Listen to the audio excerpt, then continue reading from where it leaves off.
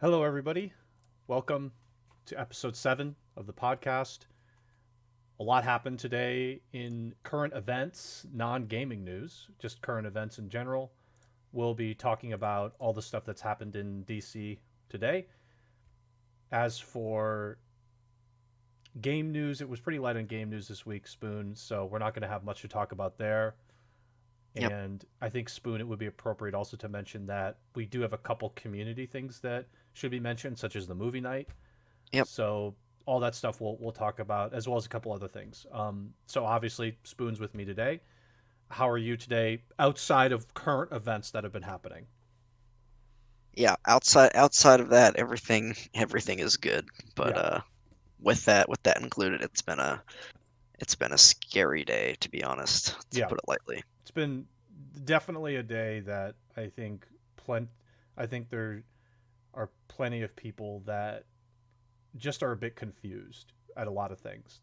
This is a confusing day, I think, in my opinion, for many reasons. And people, I'm sure there are a lot of people who are upset as well for different reasons, maybe different reasons. So let's go through some of the community stuff. The community stuff, I'm actually going to switch to a different overlay for this. And I do want to mention and give some credit where it's due. We had we had created a new channel in our Discord for stream suggestions, and Try Courage, who obviously our buddy, but is really great at stopping by for, I would say, almost every podcast and more. I'm going to switch over to that now. Hopefully, it captures what I'm going to be doing. Hold on, let me make sure that everything is set up and correctly ready for this. So the thing that I wanted to share was specifically about um, some of the stuff on Twitch that we're trying to update, but also movie night stuff. So let me go ahead and grab that as soon as I can find it. I'm like completely lost where it is. That's not the right one.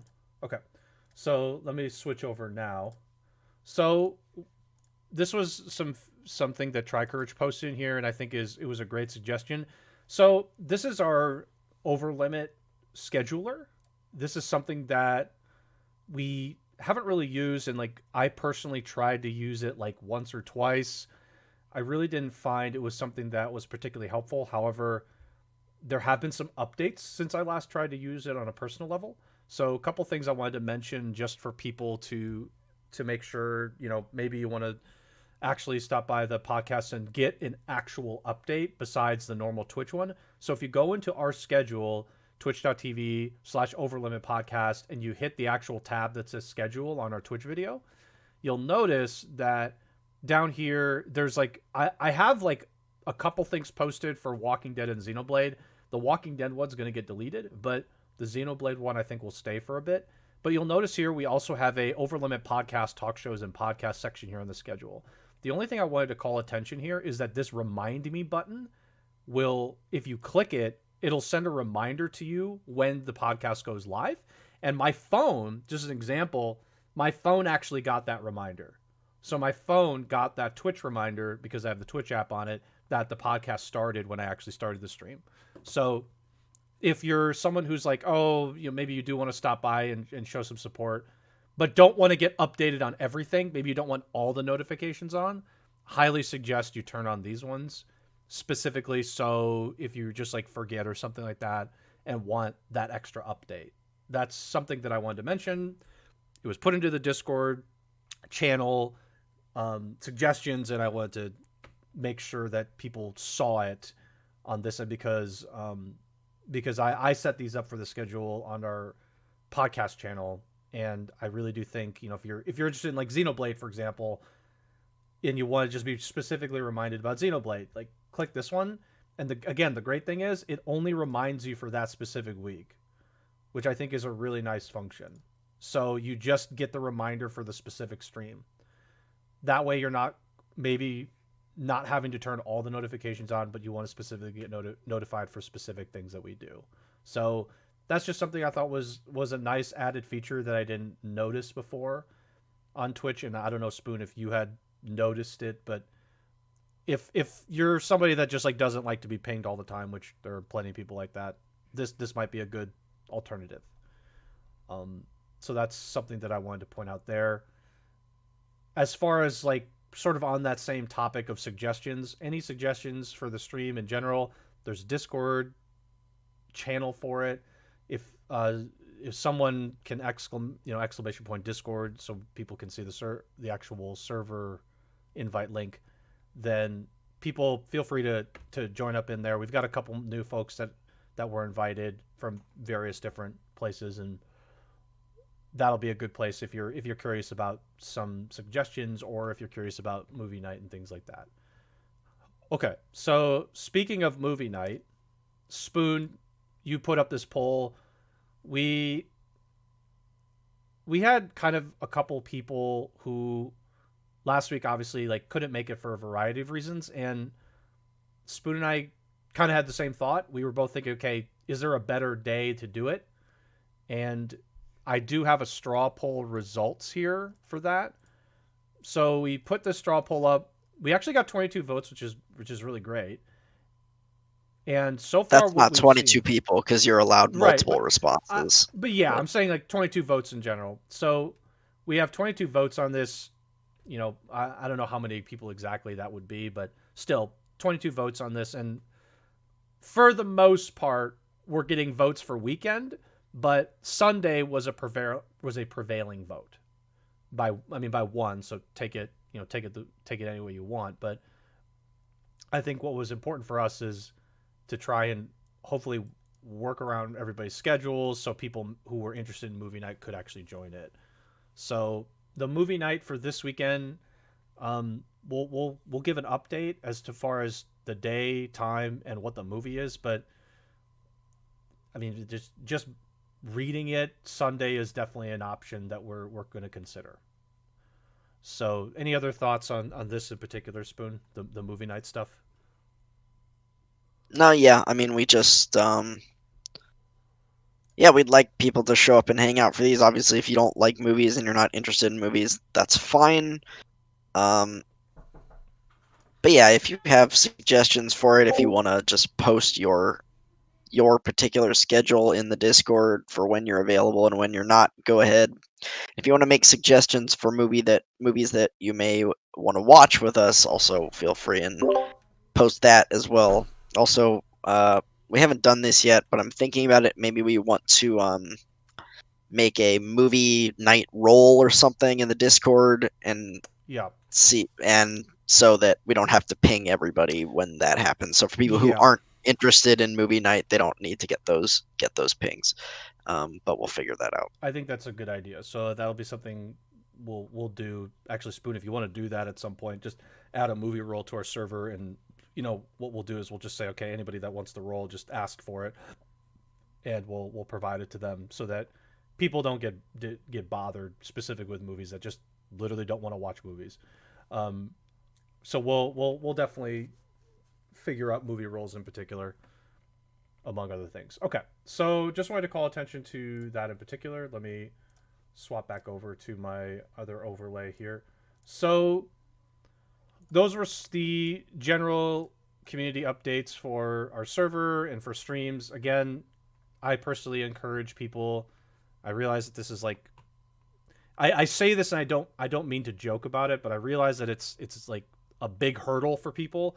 If you really do want to help support and want to check out like the Xenoblade or I don't know, Spoon, what your next game will be on the channel, but whatever that will be, or if you want to just focus on watching our podcast episodes, I highly encourage you to just turn notifications off on the Twitch stream and just turn it on for the specific scheduled day, because we'll be using that for the most part. If you just don't want to be pinged by our stream all the time, that would be the next best thing in my opinion. The last thing I wanted to mention before moving on is specifically with YouTube stuff. So also Twitter, obviously, but again, just want to mention this: if you are wanting to help support us or just want to give that extra little bit of help, obviously we appreciate that stuff. And one way to do that is subscribing to our YouTube. There's a YouTube, if you do exclamation point YouTube, the YouTube channel is there's a bot command for it. The Twitter should also have an exclamation point bot command for that. Making sure people follow those and subscribe to those. we're gonna keep talking about it. I'm me personally, I'm gonna talk about it all the time. So if you want to support us, those are great ways to do it. Again, I'm not joking when I say this. I know it's a big hurdle for people, but if you see our videos going up when you subscribe, if you're just hanging out on YouTube or in our Discord and see it, uh, please add a like. You don't have to comment, obviously, but obviously that's very helpful. But liking our videos, we're not asking you to watch the whole video. We just want people to engage a little bit with our videos and liking them. It shows our support. It also shows that putting those videos up might be something that we could continue to do. And with same thing with Twitter, like we constantly ping Twitter with updates. So following that Twitter account, like engaging with it, it's very helpful to us, and it's a nice show of support. So I think that's all I'm going to say on that regard. Spoon, is there anything you want to add on to that specific part before we actually like move on from this intro update section? Yeah, I think that's good for Twitter and YouTube, but same thing for Twitch. Like, Mm, also just obviously we're still a small channel right now, and considering we only have what 19 followers or something on Twitch, we get yes. a pretty decent viewership, I would say. Mm, People who like it seem to be coming and sticking around, and we appreciate it. But we'd like help spreading the word. Please let people know. I put out a tweet and a Discord, couple of Discord pings this week, and got literally no one to join or follow the um, the channel. No one knew, at least. So yeah, if you know people who might be interested in following the channel, and exactly, yeah, we would tell you to use your Prime Gaming subscription, but we're not affiliate yet. We need 50 followers for that, and we're at 19. So if you guys could help us spread the word and help us get 30 more followers, they don't even have to watch. They just need to come to the channel, click the follow button, and turn off notifications and close the thing if they don't right. like it or don't want to Right. watch. That's fine.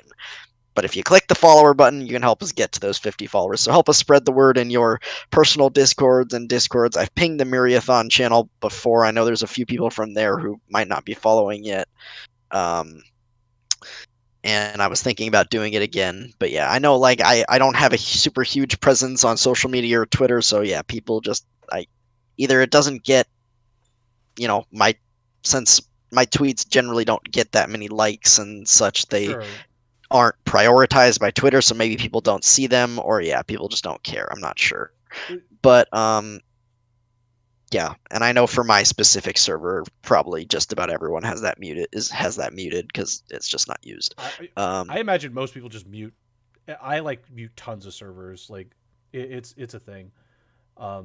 So like yeah, just to sort of piggyback a bit onto what Spoon is saying, because there's a lot of good points in there, in particular with like being small. So we do get a obviously like we all of you guys are our friends. Like we know you guys for the most part, and so that like we understand that that's part of that.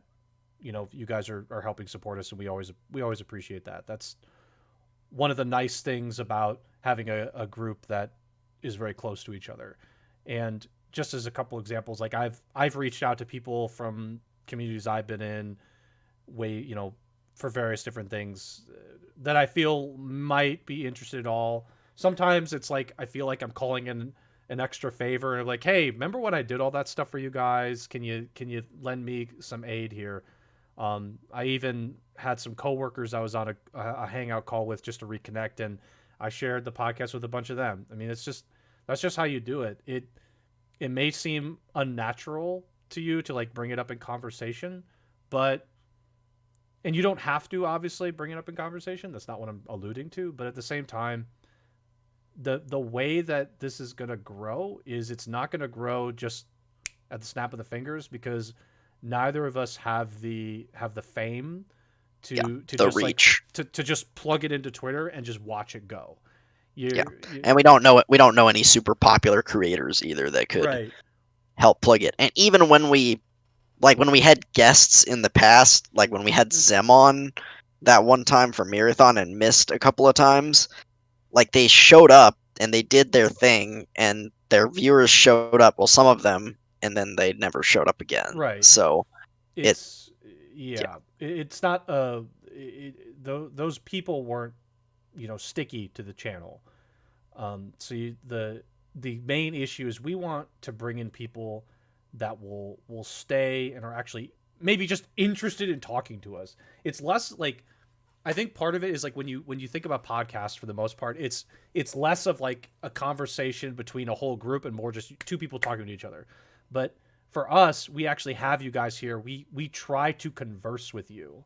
So it's a bit Yeah. of a different situation, and that might be something that could allure someone to hang out. Is, oh, these people are, it's a podcast, but they also just talk to people that are being engaged in the live stream. I mean, the YouTube aside and the Anchor aside, the audio, that could be something that maybe somebody is like, oh, okay, well, let's, I might as well, if they're talking about something that I enjoy, maybe I can give my 2 cents and actually elicit some kind of response. I mean, that's all that it is. So I mean, we're talking about this a lot, but it's only because it's like a really big key piece of this puzzle that, frankly, and I don't think this is offensive to Spoon or myself, but we just, it's a hard piece to fill. For some people, it's very easy because they already have like pre-existing network, but for us, pre-existing network is different. My pre-existing network is actually just in different places, and may not necessarily be 100% relevant. So, and Spoon's probably the same.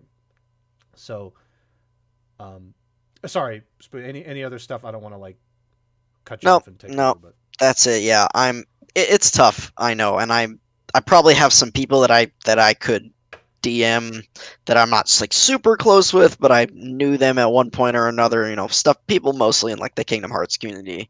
Um, so I may end up doing that at some point, but it's one of those things that I am not very comfortable sure. doing. I feel awkward doing it. Yeah, So, um, that's, but yeah, so yeah. we'll see. Just to kind of respond to It's that, hard. yeah, it's hard. Of course it is. And to anybody that feels the same way, like you're not an abnormal person. That is a natural thing to feel. This is like the one thing that's the sales side of it. By the way, I hate sales. I hate it so much. Um, it's it's one of those things where I talked about this with actually with the Marathon group in Abandon. I was on the plane going to one of the Marathon events, which I just want to point out, by the way, I missed those. And you, one of the things that I find is a part of the process of being a good, not just like a good salesperson, but being a good promoter of yourself and what you do, is just whenever you find the natural opportunity, bring it up. If they ask you a question after the fact, you've done a good job. It means you've at least elicited interest. If you mention it, You've engaged them. right, which the person did on the airplane. He was like, we actually had a conversation about Marathon. He was, he was very nice about it. I mean, who knows if he actually did, actually give a shit. But the point is, he was asking questions. If you talk to somebody, you don't want to give them verbal diarrhea about it. You just sort of mention it. You tell them quickly about what you do, and then you give them enough potential like hook from your fishing rod, where if they ask a question, if they actually bite on it, then you can go for it. But if nobody bites, then you just stop. You get out of Reel it that in. pond. You reel it Reel it in in. and move to a different spot. And Yeah. that's, I mean, like, I imagine that's how fishing can go sometimes. Is either you're very patient, or you wait at a spot and then you just go get a new bait or go somewhere else and start, casting a new line. And like, if you feel like a coworker is potentially interested in any of the material that we may talk about, or like games that we play, it's 100%. It's not your fault when you don't engage with something that you're interested in with it, but you have this opportunity, and it's more of a question of, are you going to go through the open door when it's there for you, regardless of your comfort zone, or are you going to let it close and wonder what if? Because I've had tons of those feelings. My first example of that feeling is if I had played basketball in college. What would that have been like? And my, like, that's what, like, one of my regrets is not going through that door. So the one thing that maybe might remove hesitation for people is, okay, well, you could not go, but what would be your regret of not doing it? What would happen if you didn't do it? Would the opportunity that you seized actually elicit something positive? And there's a lot of those in at least my case. Probably too many that I don't want to talk about the specific ones that sometimes I lie awake at night with. But I think if you're nervous about it, you're uncomfortable with like if you're good friends with that person and you're uncomfortable telling them about it, that's probably not a good sign. But if your good friend and you tell them about this and they just like ignore it, I mean, okay, Yeah, fine. that's like the worst thing that can happen. But at the same time, there's really no harm done. I mean, you didn't insult the person, so I think that's like the main thing that I would focus on is okay. Well, if I just like shout at them, in a group of people about it, and nobody listens, that's fine. But what happens when you're the guy outside shouting about doomsday, right? The doomsday of the planet, the rapture folks. You're shouting at a crowd saying the world's about to end. And most people will walk off, but if one person stops by and actually starts to listen, is that a victory? And that might be a victory. So for us, that's like a huge victory, right? That increases the viewership, which is currently at 8. If it goes to 9, that's like a over 10%. More than It's like 10%. over 10% increase, which for most people and for us, it's like that's a good number to go off of. That's the nice thing too. If month to month you go from 8 viewers to 9 viewers, from like one month to another, that 10% increase. So some people might say that's a pretty good increase, depending on who you Yeah. are. So anyway, yeah, Cool. that's the spiel on that. Okay, so here's my question to you. I know we didn't necessarily discuss that for that just because all the current events kind of got dumped on us today. Do we This want was to today. start with current events or do we want to wait till the end for current events or like wait later? Because Um, we can talk about like your Walking Dead run. yeah, Um, let's do some of the more planned stuff okay, first, and let's then do we'll plays. get to that because I think talking about that is going to take a pretty big chunk of time. Yeah, So I agree with you. let's let's get through what we had planned, and then we'll jump into that Yeah, later. so we'll do the one game news segment that we had, which I'll transition to here. So the one game news that we had was specifically regarding Nintendo. The Nintendo had has acquired this company called Next Level Games. This is a by the way, I didn't even know this, but this is a developer that made Mario Strikers. That was kind of an interesting thing. Um, Luigi's Mansion games and such. But um, any thoughts from you, Spoon? I mean, this makes sense. I mean, it seems cool. I'm not sure what acquiring them exactly does. I don't know if they ever developed any games not for Nintendo, but at least the things that are listing here are all Nintendo kind of spin-off things, like the Mm, Mario sports games and Luigi's Mansion and that Metroid Prime spin-off they did. Um, so yeah, I mean, I'm not sure what this changes that they acquired them. I guess it just means that they exclusively work for Nintendo now, and yeah, Nintendo can um, I don't know, micromanage their operations a little more if they want since they're acquired. But um, I guess they could use whatever resources were with the company to help maybe develop for other Nintendo titles more easily. Like they could say, okay, sure, let's move some people from this studio to another project that we're yeah, working on. I mean that would make sense. Not like they couldn't do that before, but now they can just sort of do it seamlessly without having to like come to some different agreement and going through that they can just sort of go okay we're gonna move some folks over here. um so I think that's potentially one positive that comes from that. So yep, that was the news for the week. For us for yeah, gaming we just yeah, I mean not a lot. there just wasn't a lot. Let me let me see here. So let's move back to the two cam here. It was a long overlay change, I know. But let's talk about your Walking Dead playthrough. We'll Yeah. start with yours because you you actually finished the game to completion hmm and Real quick you before we oh hop yeah, into go that, ahead. I just want to address Abandon's comment in chat. Says she says that it means that they're porting Mario Sports to the Switch. Possibly. I mean, if we get more Mario Sports games because of it, I like that because generally I've liked the Mario Sports games. I think they're pretty fun. So, yeah, I mean, I think generally, like, I love Mario. I don't really like soccer that much, but Mario Strikers was really fun. Strikers was so great. That was such a fun game. So yeah, I I don't really see any too much negative that could come of this. It seems pretty much a good thing in terms of the types of games we might, or like spin-off games we would get for Switch. Right. So yeah. Um, anyway, sorry, didn't mean to cut you off. No, you're good. You're Walking good. Dead. Just Walking Dead. No, it's your floor. Talk about it. Sure.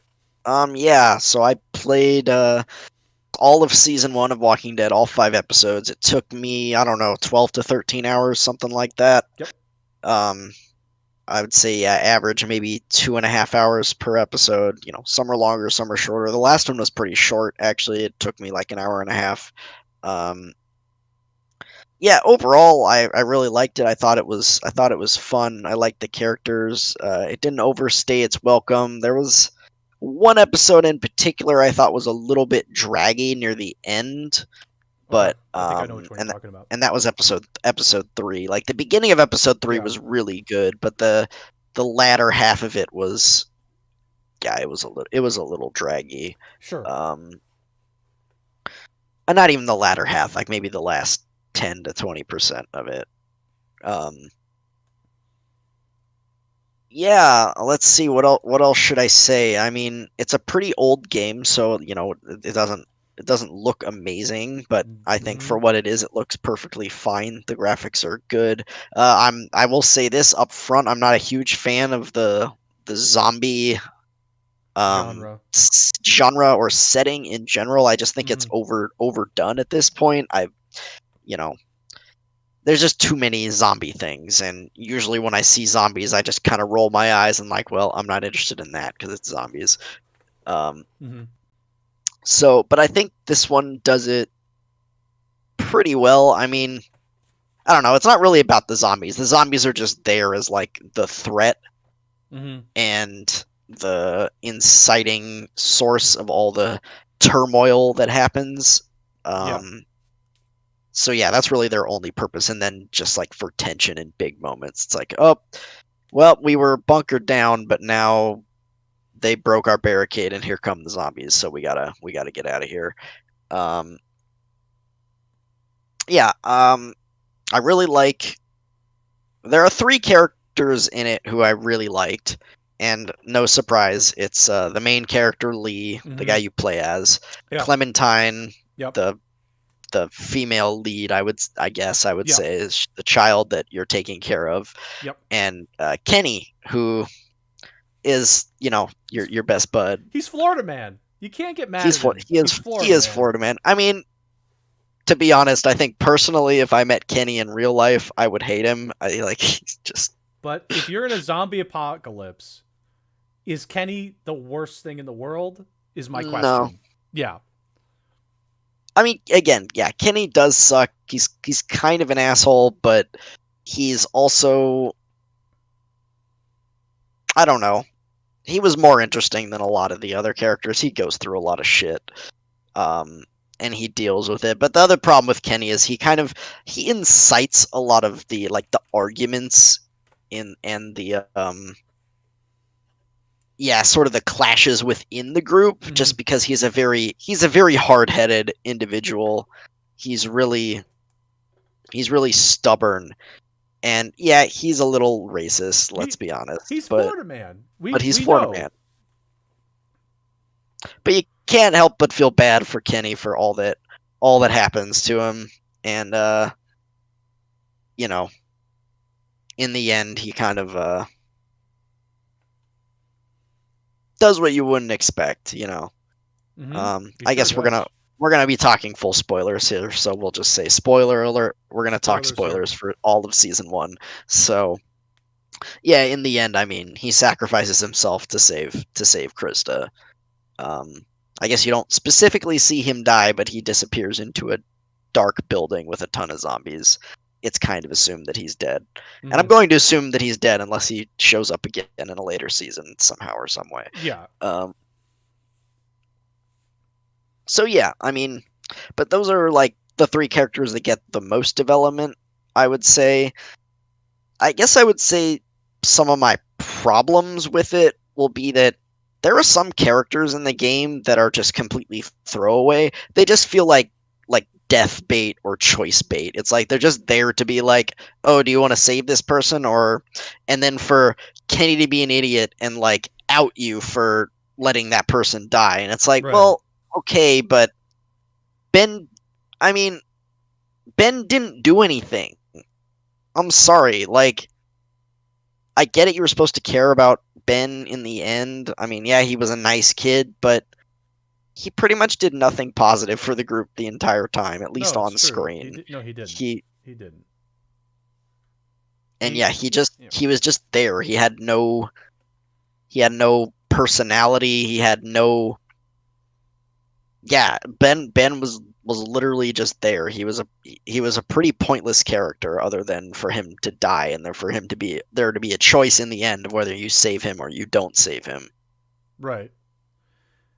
Ben to me, and I told you about this when I played. Ben was easily my least favorite character. He's in it for the like almost the longest. Like Kenny is in it the most, obviously, of any of the non Yeah. main. We're gonna say the main two are Lee and Between Clementine. Lee and Clementine, yeah. Kenny's in it the most, Yeah, you besides meet those him in two. episode 1. You meet him in episode 1 and he doesn't die until most of the way Right. through episode 5. And So, then the other one is Ben. Ben is in it from episode 2 yeah. until the like if you Very end of 4. if you save Ben, it's potentially the last episode. You can save him, and Okay, I think that's it's right. like the You can last save him. episode. He's with you, I think, at some capacity. I don't remember, but he's in it for a long time. He's in it for the most, besides Kenny, and he is just not interesting. He's not an interesting character. He's like his only qualities is he's a coward, and he hardly overcomes his cowardice in the end. He has like no heroic moment. Like what the one thing I hated was Ben has no heroic moment. His heroic moment was basically when you're making your choice. He's telling you to leave him behind. He's like, "No, I don't deserve it. Like it's a problem. Like just And let me it's die and let me be the sacrifice so you guys can get away." which isn't like That's his heroic moment. it wasn't. I got to be honest, it's not much of a heroic moment. I understand like he's sacrificing himself, but like I don't buy that. But anyway, sorry. Keep going with your thoughts on the game. Um, let's see. I guess I'll just go down the line with some of the other characters. Mm-hmm. I like I get it. It was there to be kind of a shock moment and another choice, but I liked Carly and I hated how unceremoniously she died. Oh yeah, she just gets You're just like destroyed. having an argument between Ben and Lily, Lily. Lily, yeah, I always want to call her Lisa, and I know it's Lily. I don't yeah, know why I always think it's Lisa, but Lily, and Carly, and Lily just snaps and just caps Carly in the face, and it's like, okay, that's how we're solving our problems now. We're just shooting our friends in the face. right. Okay, It's I, definitely a that disappointing part, moment. yeah, like I feel like that was supposed to be a shock factor thing, and it just made me like angry. I was like, really? That's how you're gonna kill Carly? All Right. right, I guess, but that was annoying. Because I liked her too. Um, Yeah. and, No, Carly's a good character. um, trying to think other characters, and like Well, there's Krista, Krista. Yep, there's Krista. Krista, and Omid. Again, I they show up at the end of episode 3, which is again the part that I thought was kind of draggy. So maybe that sort of sullied my thoughts on them. But again, they're just you just don't know a lot about them. Again, I guess they kind of hint at it in episode 5, and eventually they don't. Apparently, Krista's pregnant, and they never come out and say it. Maybe I was Yeah, supposed to talk to her at some point, and I didn't, and I missed that dialogue. But I like they could have made a way bigger deal about that, they and like, should have. No, they should have. They absolutely missed that opportunity. but yeah, they're and yeah, there's a point where it's like, yeah, Lee knows that she's pregnant, and he makes a comment like, "Oh, you're carrying for two" or something like that. I was like, "Oh, like okay, I Mm-hmm. had that inkling. I was like, okay, there was another scene where she was hesitant on drinking alcohol, and I think she kind of like looked down at her abdomen, and I was like, okay, maybe she's pregnant. And then again, Lee just kind of in one other scene is just like, oh, you're carrying for two. I'm like, oh, okay, I guess she is pregnant. Yes. Yes, Yes. yes, correct. Um, so yeah, they could have handled that part better. Um, Omid's like magic healing leg just kind of annoyed me as Yeah. a doctor. I was like, oh, he Yeah. took antibiotics and all of a Yeah. sudden it's fine. Like, oh, no, it's, Yeah. that's not how this works. It's they had to obviously they had to suspend the disbelief there. In particular, I feel like they do a decent job of trying not to suspend disbelief in most cases, but that one's really bad. That one I remember as being really bad. Um, let's see who else. Oh, by the way, so the other characters. So you have Katya and Duck. Katya and Duck, the wife and son of Kenny, and Yep. then Larry. Larry's actually Lily's father. Who else comes in? I mean, There's Mark, who's only in episode 2 just to like die and be the the meat boy, I the me. guess. Yeah, I, he's the he's your moment of shock when you find him in the bathroom with no legs. yeah. Um, and then there's Chuck. Chuck, the old guy, joins you for a little bit. I think it's Chuck. Yep. Um, Chuck. he dies heroically, But I think.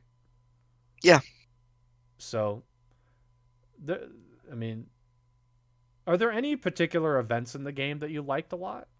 We talked about the last chapter when you played it, but any others besides the yeah. ending of the chapter, the I game? liked the ending. I liked like the final scene with Lee and Clementine, where he's dying, and he kind of just gives Clementine a last few pointers, and helps her accept that he's not gonna make it.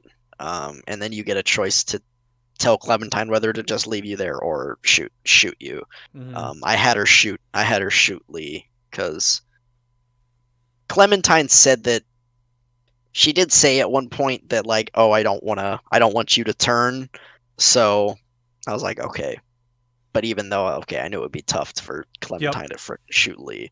Um, absolutely. And if you don't shoot him, again, it's a spoiler, but I don't know if Spoon's gonna play this again. But if I you don't shoot probably him, he won't. just turns. He just turns into a Yeah, zombie. That's it. yeah, And he's just stuck there. She like stops talking to him for a second and like tries to talk to him again, and it's too late. He's already a zombie. Is basically what happens. yeah. And episode 3 was good. Like the moments with Duck was Oh yeah, was Duck. pretty good. That I mean, it was rough, but it was a good moment. Obviously, the cannibals moment at the end of episode 2 um, was good. Um, and the moment in episode 2 with Lily's dad as well with Larry, I Mm-hmm. immediately regretted the choice that I made after I made it. Um, Because you're a nice person. yeah, because I'm a nice Because you're a person. nice person. When I was like, watching Lee rip Lily away from Larry while frickin' Kenny's taking a cinder block to his head. It's Like, bad. ugh, yeah, That's tough. that was messed up. Um, the the one thing I think that is sort of like something that you're talking about here. The one thing I really liked about this game, this is the one factor of the game that I couldn't get over, and that's why I played season two. I do want to try playing the other ones, but the tough thing about this game is the formula is repetitive. But this first season in particular, man, they do a good job with these characters. Besides Ben, they at least like, and the moments that are like supposed to be the big moments, like with the Larry one, where it's like, oh yeah, I'm just gonna kill Larry. Trying to pull Lily away from him actually is a moment where like, okay, am I doing like yeah, I'm starting to regret this moment. Like I'm already yeah, regretting this. Like no, yeah, it's I really agree with you. tough. I agree with you because up to that point, I was pretty much had been saying the entire episode, or even like the past, from when you meet Larry to the end, my man, fuck Larry, this guy sucks. I hope he dies. Like, and then you get to the point where you actually have to make a decision about Larry, and you're like, ooh, ooh, this is messed up. I don't want to do That's the this. thing, yeah. Like, Because to be honest, Lily's not a bad person at this time. Lily has never really shown any qualities of a bad person in my mind. She's like obviously supporting her father, but like that's kind of her job for the most part. Like she kind of like I don't want to say she has to, but she wants to, right? Support her father, but she does try and talk him down a little bit. She's trying to help the group.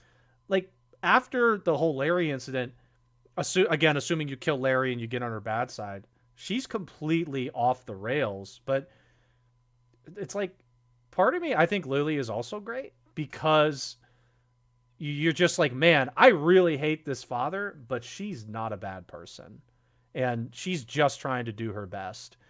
She says that multiple times. So she's like, look, I'm just trying to do my best. Why don't you give out the food? Um, she she's doing the tough things is her point, and she makes you do the tough thing, and you recognize, okay, like she has to do this every day. She has to like give out food every day and decide who doesn't get food. I mean, she's not a bad person. That's the unfortunate part too. Is Larry kind of overpowers her just because he's such an ass. He's so bad.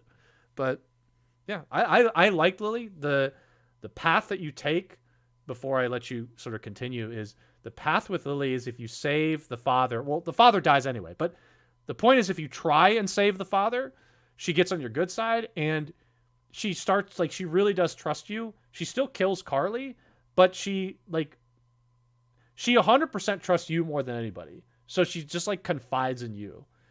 And in the end you can like she still leaves and everything, but it's like a send off where you're just like, okay, I mean, Lily, you did the wrong thing here, but you really aren't a bad person. You had a really bad moment here. She just gets pissed off at Kenny and goes crazy. So yeah, no, she still gets upset. It's like still a bad moment. yeah, I I understand think that.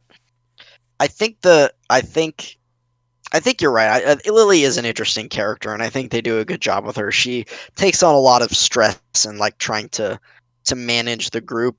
I think the final moment with her just kind of off the cuff shooting Carly really soured me on her. I was like, ugh, no. Okay, let me clarify. Before shooting someone in the face, she had exhibited very little in the way of being a terrible person. At the point she shoots somebody in the face, that you're a terrible person, of course. But my point is that like before that point, she was not a bad person. She went off the rails because Kenny killed her father, and then Kenny got into like a really bad argument with her, and she lost it. She just lost it.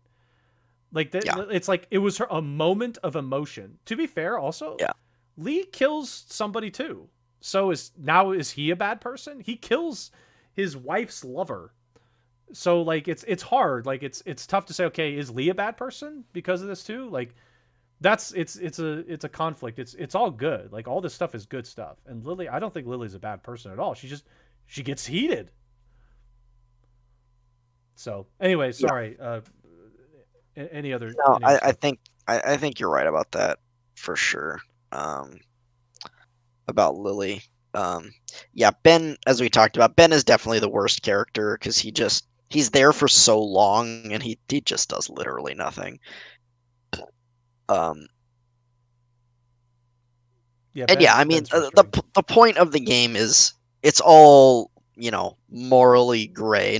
There's no most of these choices. There's no right or wrong choice. You're supposed to not feel that good with a lot of the choices you made. Again, with the choice with Larry, immediately after I made the decision, I regretted it when I was when Lee was tearing You're just Lily away tearing from Lily her away. father while Kenny walks over with a cinder block and just plasters his face. Like Yeah, it's it tough. that was messed up. Absolutely. Um Trying to think of other and stuff too. I'm like thinking too.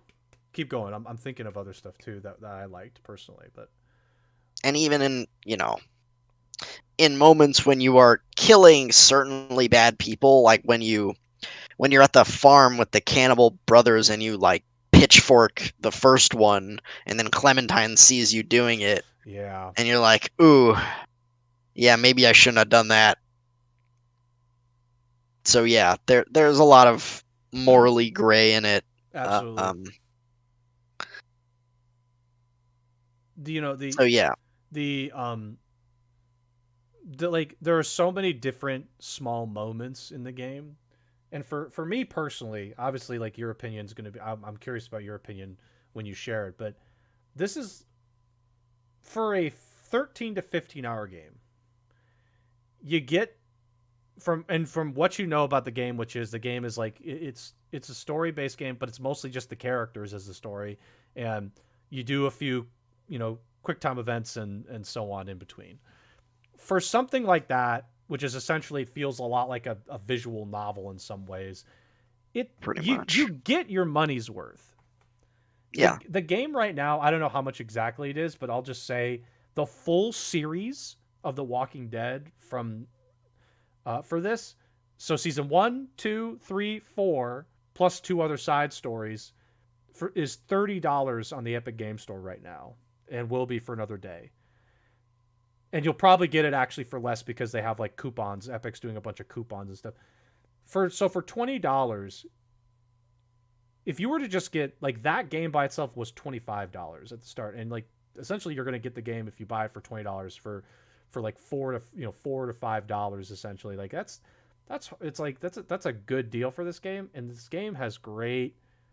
It is a game you can play more than once, so it's got decent replay value because you can do different choices. I mean, it's a great value game. That was the one thing that I couldn't get around is, man, this is a great value game.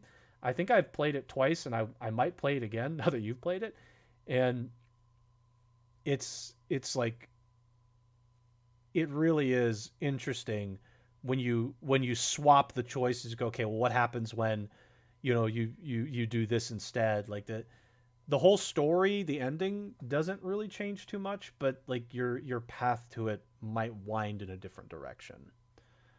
yeah, That was the appeal for me. yeah. I think that's right, and I think we've covered most of it at some point again. I think they could have handled Omid and Krista a little better because True, they just didn't get enough development for me. They were true. just like, Uh, yeah, a Yeah. lot of the focus was on obviously Lee and Clementine, and then Kenny. I feel Mm-hmm. like they could have moved the focus away from Kenny after episode 3, basically, Sure. and focused on some other characters a little bit more, Yeah. maybe. Um, Kenny is I don't like know. supposed to be for most of the game, unless you just like constantly reject him. He's just supposed to be Your like your the buddy. Lee's. Yeah, he's your buddy. The Florida man buddy, which is crazy because he is racist, but at the same time, like if you gain his trust, like he's got your back. You get his back when he needs it. Like, and at the end, like, yeah, his character, he just like does something that's a little bit out of character, and he saves somebody. He puts somebody else in front of him that he Yep, might not which trust that is much, yeah, and yeah, which it's is crazy. from it's pretty much from Jump Street with Kenny. It's pretty much all been about him and his family, and Sure, and his boat, once it's his family's gone, it's all about him and his boat. and his boat. Um, It's literally just him and his boat. It's his boat. I think is just like basically his like the last yeah, grasp he his has. last hope. It's his final hope to feel like all this was worth it, I guess. And when the boat doesn't work out, it's like Yeah, this poor and guy yeah, has to be nothing. fair, the boat was a terrible plan, but Yeah, yeah, we talked about that. I mean, it's a good plan to get away from the zombies, but you're gonna run out of food, you're gonna run out of gas, and then you're toast. And you So better hope you can fish, I guess, yeah, or something. Yeah. So okay, so it how? Yeah. Oh, sorry. Keep going. no, I think that about covers it. To be honest, Okay. I was just gonna ask, what would you if you gave this game a rating? Maybe like I don't know what scale you're gonna use for this rating, but what would you give this game as a rating? yeah, I mean, I generally use a 1 to 10 scale. Okay. Um, I think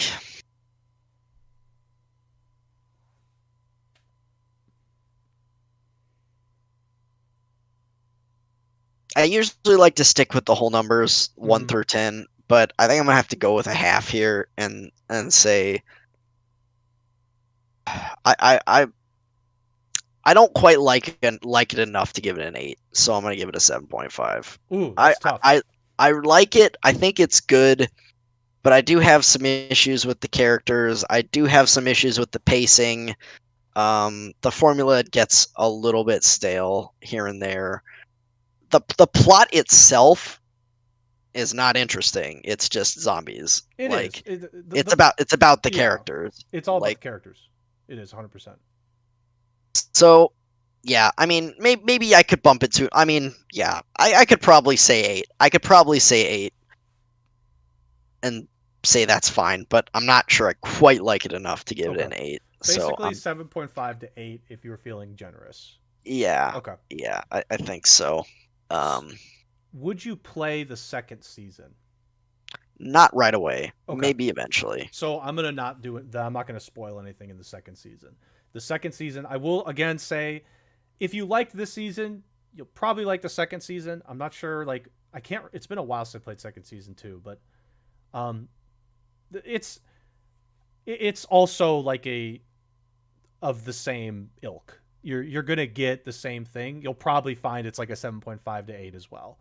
But again, it's the same length. It's probably gonna be the same length for you, like 13 to 15 hours.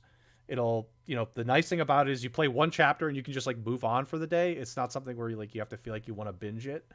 Um, that's some nice things. You can just like get through a chapter and move on to something else. I think that's like I don't think Yeah. that's a bad thing. I mean, again, Try said, damn in the chat. Like, I guess I'm maybe underrating it, but I'm not using the game journalist's game scale where anything under an 8 is kind of like mediocre to bad. So to me, a 7 is a good game. It just has some things that I don't exactly love, or some things that I think could have done better. Mm-hmm. Um, and an 8 is I would say 7 is good, 8 is great, 9 is, amazing, superb, and 10 is an absolute like masterpiece, must play. Um, so again, yeah, 7.5 maybe is a little harsh, but um, yeah, again, I just I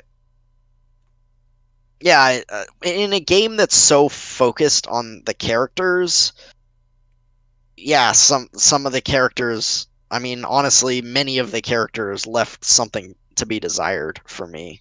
Um, if I'm like to say that both like Kenny and not Kenny, Krista and Omid, um, Ben especially, and then you had some very throwaway characters like Chuck who existed for like One two episode, scenes, and really. then not even one episode. You meet him at the end of episode 3, and he dies right at the beginning of Oh, episode that's right. He 4. dies early in episode Um, 4. So like, yeah, yeah, not even a full episode. Yeah. yeah. So you have Chuck, and then the Mark, whatever his name was yeah, before. and Mark, and um, yeah. So I think they could have done a better job with some of the characters. And yeah, as I said, I think the formula gets a little stale here and there. Even playing like one season again, I'm not. Again, I like it, but I'm not chomping at the bit to jump into the second season Right. right now. Like I feel like I need a break. I need to do something. I need to play Sure. something else. I, Um, I, I can respect that, to be honest. the other thing Yeah. I want to say is I found the final villain, quote unquote, very disappointing. Like It's I this thought is it was a yeah. it was a cool idea. Okay, I thought it was a cool thing that the guy that they stole stuff from in the station wagon at the end of that was the end of episode 2 again, I think. Correct. Yep, you're correct. Um, so I thought that was an interesting concept that it was that guy, but the guy is just, I mean, first of all, he's crazy, and second of all, he's just like berating you for being an awful person and like taking revenge on people and killing people, and he's doing the exact same thing. He's just like Exactly. he's such a fucking hypocrite. He I'm like, is. okay, cool, dude, good story, I don't feel bad for you, you're an asshole like everybody else. Like, I feel like they could have handled that better if he had more of a moral high ground to judge you, then maybe I would have liked him better. But he was insane, and his morality was just as screwed up, if not worse, than than us. His So his attempted high ground was to be like, I'm a better parent than you. It was like to prove he was a better parent, and like also to point out besides that the his issues are a result of your actions or your group's actions. So you should feel bad because your like what you have done has caused him great pain. And he wants to like I guess do the same but also prove he's a better parent by taking Clementine. He like makes a comment. He's like, I knew her birthday. It's like, okay, but at the same time, he's a terrible parent. So I'm like, if he was actually a decent parent in his own right, because he mentions too, he's like, oh, I went hunting and I lost my son. yeah, It's like I you're mean, you're a terrible come on. parent too. Then like that's no high ground. If he hadn't like gone, if he wasn't like a terrible parent too, if he was actually like a good parent and his stuff was stolen and that's what caused the downfall, where it's like, oh, I was a good parent, like I had a wife, a son, and daughter, and then you took all of our goods, and then we were left to rot in the woods. We had nothing, and like everything like fell apart in my family as a result because we were And, starving and and such. and he wasn't necessarily seeking revenge on you. Like if he had done that and just been like, yeah, I'm not gonna kill you. I don't want any. He's like, if he would have said, I don't have any ill intent toward you or your group. I just think you shouldn't be with Clementine because I'm a better parent than you, and you're a terrible person. Yeah, then maybe I would have had a chance with agree with him. But again, he was insane and Yeah. his Oh yeah, morality completely. was completely skewed. Yeah, completely. I think there was a missed opportunity too with that. He's like, it's weird. It's like not even a like a. I don't even consider him like a final villain. He's like a villain for 2 chapters basically, because he's the one talking to Clementine. I think you discover it in like chapter 3 or something. I don't remember where you discover it, but Yeah, end of chapter 3. You yeah, hear you him for the discover first time on the radio. he's talking to her on the radio, and like he's like talking to her, but he's not even the villain until when you meet him. You discover he's a villain now because he took Clementine. It definitely wasn't, again, missed opportunity. So yeah, again, overall, it's good. I like it. But yeah, it didn't blow my socks off. I'll just say that. Sure, Like that, I think that's why I can't give it an 8 because like it didn't blow my socks off. There were some really good moments, and we talked about those already, so we won't. I don't think we need to go into it mm-hmm. again. But as a whole, it didn't blow me away. So I don't Sure, I don't. That's why I'm hesitant to go to the 8 because I'm like, there was nothing about this that really yeah blew me away or amazed me. I like it was cool. It was interesting. There were some good moments. Um, but yeah, there was enough things in it that I thought were, I won't say that I didn't like, but I just thought could have been done better. That um that yeah. sure.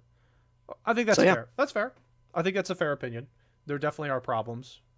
Um, but yeah, no, that's like still. I hope it wasn't like a waste, right? no, That's absolutely that's not. that's the good thing, right?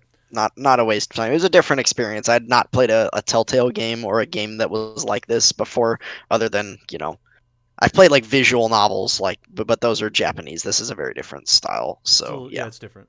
this was unique in its style and presentation to anything I've played before. So it was certainly Yep. not a waste. I'm glad I picked it. I'm glad I played it. Yeah, It was fun. it was one of the better ones on my list. To be fair, I think the other ones were like kind of on the fringe of like, okay, people don't necessarily like these as much, but they're still good games type situation.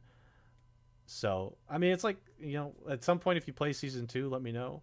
I want to replay it now though. I really like it. I think, I mean, we have a difference of opinion. I think that, yeah, a couple of characters are not fleshed out. I don't even consider the last guy like a real villain. I just think like, oh, it's the whole thing is like everybody's a byproduct of different actions, and Sure. you take these actions, and certain consequences come from that. I just like, okay, I don't even think there's a real villain here. I mean, like that guy's just he's your bad guy because he took Clementine, but he's not like around until that point, really. Like he's just talking to her, and you don't know what's happening with that. Um, as opposed to something where like you get more of a villain presence throughout a whole game. So I like this game. I like that one a lot though. But but yeah, you got through it. I mean, it's and hopefully you play season 2 at some point, whenever that will be. The plot line is kind of like Last of Us Part 2. Whew. Uh, I mean, I haven't played Last of Us Part 2, so I'm not going to comment on that. uh, it's I guess it's a revenge story for the villain, but it's not for Lee in that Yeah, it's not sense. Lee really. just wants to get Clementine, who's like this daughter to him, back. That's not really like Last of Us Part 2, right? Last of Us Part 2 is it's a revenge story for both parties. Like Ellie wants revenge on Abby. Abby got her revenge and is now like doing her own thing. Yeah, Yeah, again, I haven't played it, so I don't know the details. That's about as much that's as I know. that's literally it. Like there's nothing more to the actual full plot. But yeah, I mean like I guess one part of it is a revenge story. Anyway, Okay. cool. Um, So there's a few short things that I want to mention, not about Walking Dead, but before we transition to the next segment, which I think is going to be talk about Xenoblade a sure. little bit. Yeah, sure, go ahead. Um, the few things I want to mention are the there I put this in the Discord, but there is a PSN sale right now. So 13 Sentinels Aegis Rim is on sale, half off, $30 on PSN. Um, that game I've talked about it a lot, so again I'm not going to go over it again. But if you're interested in playing it from what you saw on my stream or what I talked about, um, please go check that out right now since it's half off. That's a steal for $30 in my opinion. That game is. I'm not sure I quite liked it enough to give it a 10 out of 10, but borderline. It's like 9.5 at least in my book. And secondly, talking about upcoming releases real quick, East 9 is the next one, which is coming out at the beginning of February. And if you have any interest in that series, there is a short demo up for that on PSN as well if you want to try it. You don't really get that much out of it. There are two like segments of dungeons that you get to play through. You get to play for 10 minutes maximum in each. So it's a very, very short demo. Oh yeah, Um, that is pretty short. Okay. but if you want to try your hand at East, that's an option. Actually, speaking of other stuff too, we didn't mention this at the beginning, but um, I Spoon put together this list of all the stuff he's mentioning with his upcoming releases that he's talking about. The Some of these games were like planning to try and play on release. I know Spoon got he's getting East and so am I. You talk not 13 Sentinels, but the other games I have on this list that you put on here: Persona 5 Strikers, Bravely Default 2, the demo of which I'm actually playing, Humankind. We've put the dates down because we're thinking of streaming those games when they release on the channel here. So that's something to keep an eye out. Again, referencing the Twitch schedule thing. That'll get put on the Twitch schedule. And if you're curious about those games at all, you can turn on alerts for that particular stream. So yeah, I thank you for, by the way, mentioning that. I completely forgot about that, Spoon. So thank you for bringing that up. So yeah, So East 9, Persona 5 Strikers, and Bravely Default 2 are all coming out in February. yep, So next month. Yep, we're gonna have a packed month next month. We'll see how much time I can fit in for streaming with school yep, obviously being going on at that time. So same. we'll see how much time we have for it. It probably won't be at the normal like podcast time or this afternoon time. It'll probably have to be for the most part like in the evenings for me, Sure. Pacific time. Though I suppose I could try and jumble my schedule around and work in the evening and stream in the afternoon. We'll see. We'll figure it out. Yeah, for Um, sure. Yeah, but we definitely are interested in doing that for those games that are coming out next month because I know like Spoon's getting all of those. I imagine I'll yeah, probably get two of them, I'm maybe. I getting don't all know, three. Yeah, depending on I how. don't imagine you'll get P5 Yeah, strikers, I but just so um, Muso games are yeah, they're they're they're they're they're fine. whatever. They're fine. So okay, Xenoblade. So again, Xenoblade. I'm taking this game very seriously. If you Hmm. don't believe me, I am actually writing down the plot lines in my book. And if you think I'm kidding, I did a DBZ recap after the first one I did. I'm actually writing notes on this game for the plot lines. That's how serious I am. Because if I don't do that, I will forget. So I'm right after every time I play, I like write down the plot of the day. And Mhm. the so far I've gone through about, let's see, I went 2 hours, probably another 2.5 or so on the second time I played it, and then so yeah, Yeah, I think I've probably put it like they're close to close to 6 hours. 6 hours or an hour, So so not far at all. But yeah. the Which would have been halfway through Walking Dead, but that would have been halfway it's through Walking nothing. Dead. It's But nothing in this game. this is not that. This is not that. This game is not that. I just for sure. I'm sure the late chapters are going to take way longer than like 2 hours. So, um, Xenoblade Chronicles 2 is a JRPG that came out on the Switch in 2017. It's obviously the second in the series, but it doesn't have a necessarily direct connection to the first, as in if you didn't play the first, it didn't seem like it would be a huge deal that you It's a skipped new it. thing. There are some callbacks and some references to the first game at the end of the game, Right. but But if you're not going to be missing much we're not missing any. Yeah. if you don't understand those.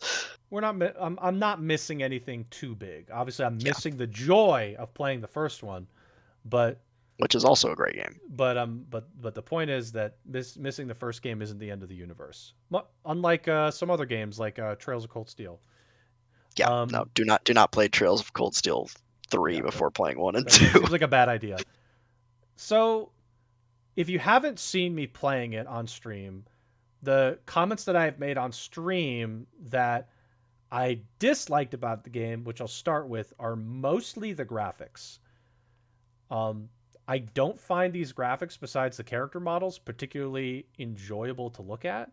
I think that some of the like distance modeling is Yeah. okay, but when you look at things close up and you see the textures, you kind of nod your head and go, "Okay, this is a Switch game. Yep, this is a Switch game. This is a This Switch is a game. Switch game. This is a Switch game." So I'm not enthusiastic about that because I feel like if this wasn't on Switch, this would be more enjoyable to look at. Yep. And I do factor that into games like this because this game there's a lot to traverse, and as a result, when you're trying to traverse it and your texture qualities are really bad, and you're like looking at this stuff, I can't ignore it. It's like playing Dragon Age and asking me to ignore the graphics. That's not possible. Dragon Age's graphics, Origins graphics are terrible, and you have to account for that. So that is the one main complaint I have about the game so far is the textures are not good. The character models are okay. They're fine. I think they're pretty good in most cases. There's definitely a lot of clipping that happens, but it is what it is. It's a Switch game. Give it the benefit of the doubt there. The story itself, I mean, I don't have much to say because I'm 6 hours into it, and it's probably what I imagine is an 80 to 90 hour story as a whole. Is It's a work in progress. The combat itself, I'm not sure if this is a bad take or not, but the combat's okay so far. I'm sure there's more to it. I'm waiting for there to be more to it, but the combat essentially is once you have a full party, you just sort of you start the combat, and for if you're playing as Rex, you flick the stick a few times, you press a few buttons for your arts, and then once you actually figure out how to do those like um Blade combos. blade combos, it's I guess it's a little bit more interesting to try and coordinate what blade combos you want. Other than that, it's my bad take is this feels a lot like Dragon Age Origins combat. Your attack is going and you just wait for it to go. You got some stuff you can do in between, and the blade combos are sort of the interesting part. The and that comes in with like actually switching your blades to try and get your combos going with your different blades while also with your party members. That's the main interesting part so far is actually trying to coordinate that, which I'm trying to do. I am trying to give that an honest effort. Like, okay, what if I switch my blades? What combos can I put together with that? What can I try and like start a combo with one blade, swap it, and then do it with I'm trying that. So I will say I'm going to give it credit. That part of it is interesting to try and coordinate that together. But everything else is very, very uninteresting. regarded to the combat. Fighting normal enemies for the most part is not interesting. Highly You just kind of uninteresting. auto attack them, and when your arts come off cooldown, you click your Right. arts, With and even you and kill with them. bosses too, you just sort of like wait to build up that blade combo. It's like waiting to get to your blade combos and trying to coordinate your damage. Um, yeah, I know. That's why I think it's a. I don't know if it's a bad take or not because I played Dragon Age Origins, and the combat in that is slightly different. But there are similarities. Like for this game too, once your auto attack goes, it's essentially going to roll a dice and say, "Do you hit or not?" And that's probably Yep. based on this culmination of statistics that behind the curtain, probably related to your dexterity. And you roll your attack and you make your auto attack and you'll hit or miss depending on what the dice rolls. Dragon Age is literally the same way. You start an attack, you roll the dice and see if you hit, and some stats come in and change that number that's spit out somewhere. It's pretty much the same thing. And then you have spells in between depending on your class. You may have tank abilities, but the only difference is Dragon Age doesn't really have those blade combos. So this is better because this has blade combos. You're trying to coordinate with that. So I think that's better. But everything else, like the other parts, it's like the same for me. So that's why I say like Dragon Age's combat wasn't particularly enthusiastic until you started trying to actually combine spells together. But yeah, that's why I say like I don't know if it's a bad take or not to compare the two. I I mean, find that the part without blade combos incredibly uninteresting, but blade combos to be interesting. So that's what it's like the same thing with Dragon Age. Everything outside of trying to combine your abilities together is highly uninteresting. But in Dragon Age Origins, when I tried to actually combine spells together or like an ability with a spell to create like a shatter effect or something like that, yeah, then it becomes kind of interesting to try and pre-plan out your combinations. So I can't tell if it's a bad take or not. Somebody can tell I me if it's mean, a bad take. I never thought about that. I mean, I guess I didn't play the original Dragon Age enough to make the comparison, but I can see where you're coming from. Like it's like an MMO style combat where you kind of have like an auto attack and you have abilities that have a Sure. cooldown and you click your abilities when you have your abilities. Um, yeah. There's also a thing that I don't think the tutorials have explained yet, but you have been doing a little bit, which just not intentionally, but they're called driver combos, which are there's like four statuses to driver combos. There's break, topple, Yeah. launch, and smash. Yeah. Yeah. Yeah. Um, and so you have to do those kind of in order. So you use a skill with break, and it breaks them, and then there's a meter at the top that says break, and it goes I think down. I've noticed that. Yeah. And then you have to apply topple after that, and then you have to apply launch, which topple like knocks them on their ass. Launch will launch them up into the air, and then smash you slam dunk them down into the ground. Oh, But interesting. Okay. if you do blade combos during parts of the driver combo, like if you do a blade combo while they're toppled or while they're launched, it does like vastly more damage. Right. So Sure. Sure. there's a Sure. little bit more of a wrinkle there once those Yeah. happen. Um, and then there's also chain attacks, which you don't have access to yet, but I guess I'll just explain it real quick just to give you a brief overview. Okay. The chain attack uses that meter in the top left that has three Yeah. segments. Sure. You have to have all three filled out to use a chain attack. Mm-hmm. Um, and what the chain attack does basically is you get to use an attack with each of your party members, and you get to pick which one, and then you get a button prompt to Sure. like the timing thing. Um, but you can extend your chain attacks by breaking elemental orbs, and you generate the orbs, which they talked about in that last tutorial. When you do a full blade combo on somebody, it generates an orb that reduces the damage they take from that Right. particular blade combo. So you extend your chain attacks by breaking orbs. So basically you have to do a bunch of different blade stage 3 blade combos to build up these orbs, and Sure. then you execute a chain attack and every time you smash one of the orbs during the chain attack, it extends the chain attack another round. So it's kind of hard to explain without seeing it, and it takes some getting used to do it. Mm. But that's basically your dunk on bosses. Like you do so much damage with chain attacks once you understand it. Okay. But yes, I will kind of agree with you. The moment to moment combat isn't super interesting, especially when you're fighting normal enemies. You're just kind of Yeah, you're just kind of auto You're attacking just and like, hitting okay, hitting your gotta hit him a few abilities. times, Maybe right? you swap to a different blade here and there. Um, yeah, exactly. If you do it right, nothing's gonna survive a chain attack. It's gonna do like 10 million damage or something. You're just gonna Something be dead. ridiculous. Okay. So, So yeah, okay. So uh, like that stuff, I'm sure if I get to and yeah, actually get it going, might make things at least like that's your damage. That's where your damage comes from. And just to be fair, like in Dragon Age, combining attacks was where your damage came from. yep. If you shattered an opponent, you did. I don't know how much multiplier, but it wasn't small. The only classes that really relied on auto attacking were the Dex classes.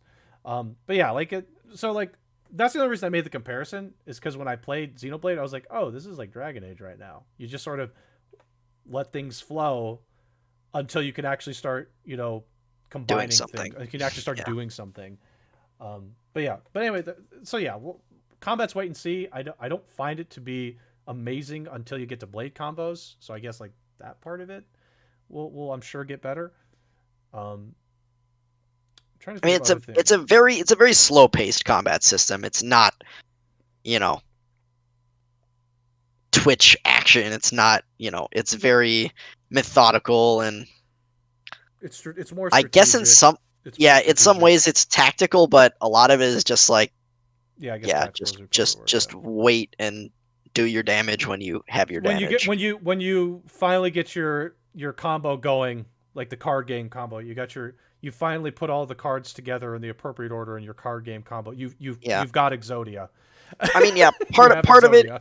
part of it is going to be in your setup as well with like your auxiliary cores and the once you get access to 3 blades on everyone, what your setup is because maybe you'll run into a boss that is does a particularly like a lot of damage, so you may need to equip more healer blades so you have more healing on your party Sure, and stuff like that instead of just sticking with Pyra and doing damage the whole time with Pyra. So sure. I think there's some strategy in that, but yeah, I mean, It's I like the combat. I think it's fun, but is it my favorite? Is it like in top combat systems I've ever played? Probably not. Like, Oh yeah, probably not, but it's not. No, it's not bad at all. It's. I think it's like once you get to the level where tactics come in, it's interesting. Like I said, I don't know if it's a bad take or not. I just find it fascinating because when we're doing the combat, you guys are telling me, oh, no, the combat's going to get, it'll get more interesting and stuff. And I'm just like, but this is very similar to this, and you guys hate it. So I always find that interesting. I'm like trying to figure out what difference changed it, but well, different conversation. So yeah, like I said, I'm going to ignore the story for now because there is no story to talk about yet. It's just Rex. Rex was stabbed at some point in the early story. He was asked to do something for a group of people to make some money, and he got stabbed. I'm simplifying, by the way. So for those of you who are having a heart attack about how I'm simplifying this, calm down. Um, he gets stabbed by one of the people that he was supposed to be helping, this contracted group, whose name is Jin, and he dies but is revived by a blade who happens to be the Aegis. The blade's name is Pyra, and she asks him to take her to a place called Elysium, which is at the top of this very big tree that you end up seeing in the beginning a couple times. So you are then kind of thrust onto an island, and one of the people who you contracted with, whose name was Nia, she ended up like helping you, and you helped her. So you started to build this camaraderie, and she gets thrown onto the island as well. You find her, and you end up just going to try and figure out how you can get to your goal at this point though is just to get to Elysium. You're not 100% sure how you're getting there, but that's your goal. And you end up meeting another party member who by the way is now my Lord and Savior Torah. So our Lord and Savior Torah is a what's the thing called? It's called like a nope, no pun. Nopon, that's right. So this thing, this Nopon, it looks like a very small little animal. This thing is my god, and I will only worship him the entire gameplay. He is already my favorite character, and it didn't take long. There was a cutscene that I played today. It was supposed to be a very serious moment where they're like, Rex is talking to Nia, this party member, and he's trying to explain to her his goal and why they should work together. And they're kind of having this nice talk, and I was really invested. And then freaking Tora Tor. came in, started dancing in the middle of the cutscene. I don't know what he was doing. He was dancing in the middle of the cutscene, like doing this weird like movements. I immediately lost the entire train of thought that was going on, and I Only paying attention to Tora now. immediately lost the entire dialogue sequence and only was paying attention to Tora and Poppy. Poppy is the artificial blade that is with Tora because Tora can't use blades. There's like a whole thing where you need a certain aptitude to be able to have a blade. They show that in the game that not everybody can have a blade. So this Nopon is now my lord and savior, and his home happens to have the best mini game in existence called Tiger Tiger. So this guy is a true champion of justice, and I can't wait to only use him in my party. He will only be used in the party. There are no other party members anymore. So he is quite enjoyable, as you probably guessed. I love him. He's hysterical. Trying to think of what else. He like actually makes the game more enjoyable for me. It's crazy. The characters are fine. The voice acting I think is okay. I think it's just like, I think there are parts that are not good, but for the most part it's okay. I mean, so far it's good. So far it's enjoyable. I'm not bored, which is good. Yeah. I haven't been bored yet. Thank God. Sometimes with some JRPGs, I have to be honest, I get so bored. I just get bored because they're like going through a dialogue sequence that frankly has no impact on the story at all. And it was like, wow, this is highly uninteresting. Can we move forward? Yeah, you haven't gotten to any super long cutscenes yet. Yeah, so I'm like, there will be super long I'm cutscenes. I'm not bored yet. That's the good news. Not bored yet. But as you can probably tell, my attention span can just bam, it's gone. If Tora comes into a cutscene and starts dancing, boom, I no longer care. Only Tora. This game is it's enjoyable though. I'm not bored. I think the dungeon that I went through was fine. I think it was good. I got a little bit lost, but it wasn't like the dungeon. The dungeon was the problem. I think it's good. Xenoblade 2 has been nice so far. I am curious to see how it goes for another 6 hours and then formulate a new opinion.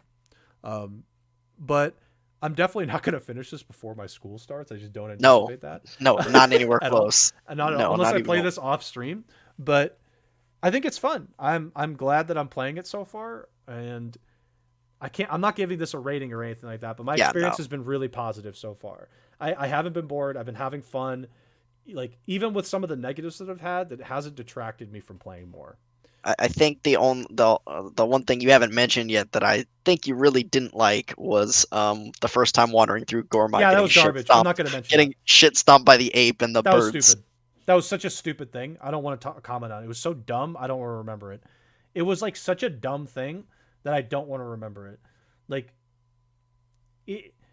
obviously this game isn't going to have the like combat sequence like you do in Tales, so I get that's fine. But I wish it had a combat sequence like it had in Tales, so I wouldn't get bodied by a freaking giant gorilla that I didn't want to aggro that just one shots me. It's like, okay, well, great. What am I supposed to do about this?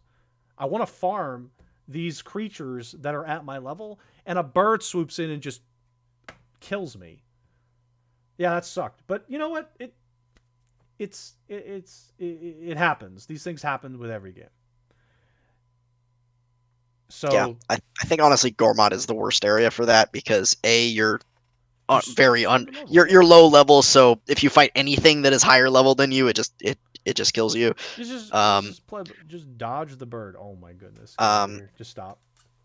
I'm not even gonna answer. Just stop. Yeah, no. There is a reason the world is designed that way.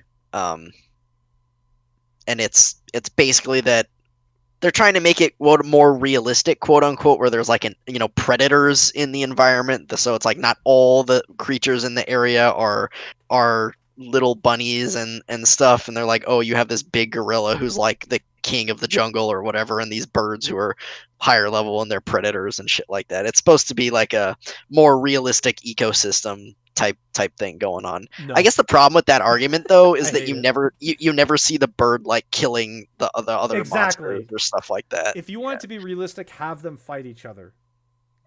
Show me that. I want to see the gorilla just take everything down. Yeah, I don't like that. I don't like it. I was like, it's more. I don't like that. It's more realistic when the big apex predators are in the environment here. It's like, no. It No, feels really it just good though makes me once more you. frustrated. It feels really good though coming back at the end of the game after you've beaten it and shit stomping that stupid fucking gorilla for Oh how yeah, many just times killing he everything. Just killed you at the absolutely, beginning of just the killing game. everything. Just like I just don't like that argument. I mean, it's like, Yeah, I know. yeah, it's it's I'm not whatever. sure It's I'm whatever. 100% on board with it either, but that's the reason. Yeah, but anyway, Yeah. like I said, I'm enjoying the game. I have yet to come to a point where I'm like, man, I'm just bored. Can I move on? Or like I don't want to play. I've every time I've played this, I've wanted to play. I've wanted to play it. Um, and I don't like. For me, I'm not always like that with games. Just being like with JRPGs Yeah. in particular, I have a love hate relationship with them. I think some of them I really love, and some of them I'm just like, God, this is annoying. I This is mean, boring. the thing is like JRPGs have I think you generally, at least from what I've seen, you always enjoy like the high moments of them. Oh, Like absolutely. the big moments are good. The problem is getting to those moments sometimes because sometimes there are some really long, draggy sections of these Sure. games that, like you said, you're just gonna get bored with. And sometimes maybe Right. you just get so bored that you're like, yeah, I don't want to do this anymore. I quit. And Like, it's so funny because like with games like Assassin's Creed Valhalla, for example, there's so many like moments where it's quote unquote boring, but you're exploring England, and for me that's a little bit different in some ways because I'm just gonna say it. AC Valhalla is a little bit nicer to look at than Xenoblade is, but that's just like part of the. It's a different system, and I don't know, just different. But I like. I even then I get bored of like Assassin's Creed Valhalla, like exploring after a while. But the thing is, like in that game, they make you do it like all the time. But it is what it is. I think like the boring points of AC Valhalla. At least I'm like exploring something pretty, so I'm like, okay, I'll explore this. I'll collect my items and move forward. It's at least a little bit different. But then again, England is also not pretty to look at in that game. So maybe Odyssey is a better example. Odyssey was more interesting to explore for me.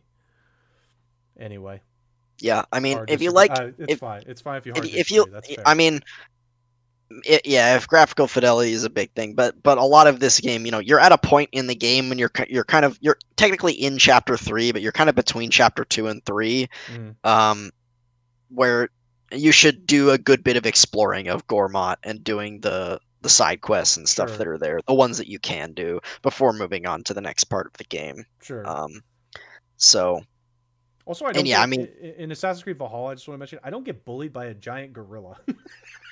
yeah, Not getting bullied by a gorilla. That yeah, might also those be a factor. Yeah, with a full party now, especially, I don't think those like level 18 birds or whatever that were bullying you earlier are going to be a No, they problem. shouldn't. The gorilla and the bigger birds that are kind of far out of the way are Yep. going to be the only things that are a big Yeah. problem for you at this point. The thing with the gorilla is you just kind of have to know where its path is and just don't go there. Just Ugh. don't go there because if it Yeah. aggroes you, it's just going to kill you. It'll Yeah. one shot you Yeah. I wish he because was like. it's like level 80 or something I like wish he that. was just like hard in a corner. Like I know in a why he's corner not. somewhere. I know why he's Yeah. not. It's fine. But I wish he was just like in a corner and only aggroed when you wanted to go towards him. Like he was like Yeah. a more special boss that you just like you have to go towards to actually aggro. As opposed to like, oh, I'm just having a nice time around here. Imagine being the townsfolk of this city, and you're just like constantly like, oh, son, don't go out there. Why? That massive gorilla will kill you immediately. Yeah, that dude, he is What a pretty terrible darn close to. threat. He is pretty close to town, to What be a honest. terrible threat. Like they should immediately like evacuate the city, like call upon like the military. Like that if you want to be realistic, this is what happens. Yeah, Those big ships should be raining hell on that massive gorilla. And even then I'm sure the gorilla would just shrug it off. But yeah, anyway, I'm enjoying it. I think good. it's fun. It's super it is fun. Um I and like I Yeah, said, haven't been bored, so that's a good sign. the. I mean, so with this studio, unfortunately, is like a.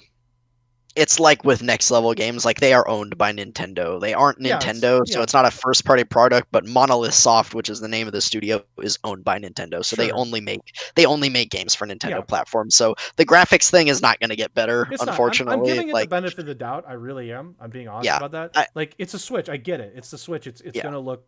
I don't want to no, say but it's not gonna look poopy, but it's like if you yeah. compare it to something else, You it's can like you can tell where the time and effort was put into the graphics. Like the main characters look pretty good, they look good. and Yeah, they do. the blades. and the more important characters, like their character models, look good, but the regular townsfolk, those models look pretty Right. crap. Textures do not look And great. up close, the textures look terrible. I think that, like, if you see things from afar, I think the vistas are really, really beautiful in this game. But yeah, when you go up close, it's like, ew, what is that? What is It's that like, grass texture? Or what is that wall texture? Like, that's terrible. yeah. I mean, Um, it's partly the Switch and partly just like where the work is going. And like I said, I'm giving it the benefit of the doubt. I'm gonna give it the benefit of the um, doubt.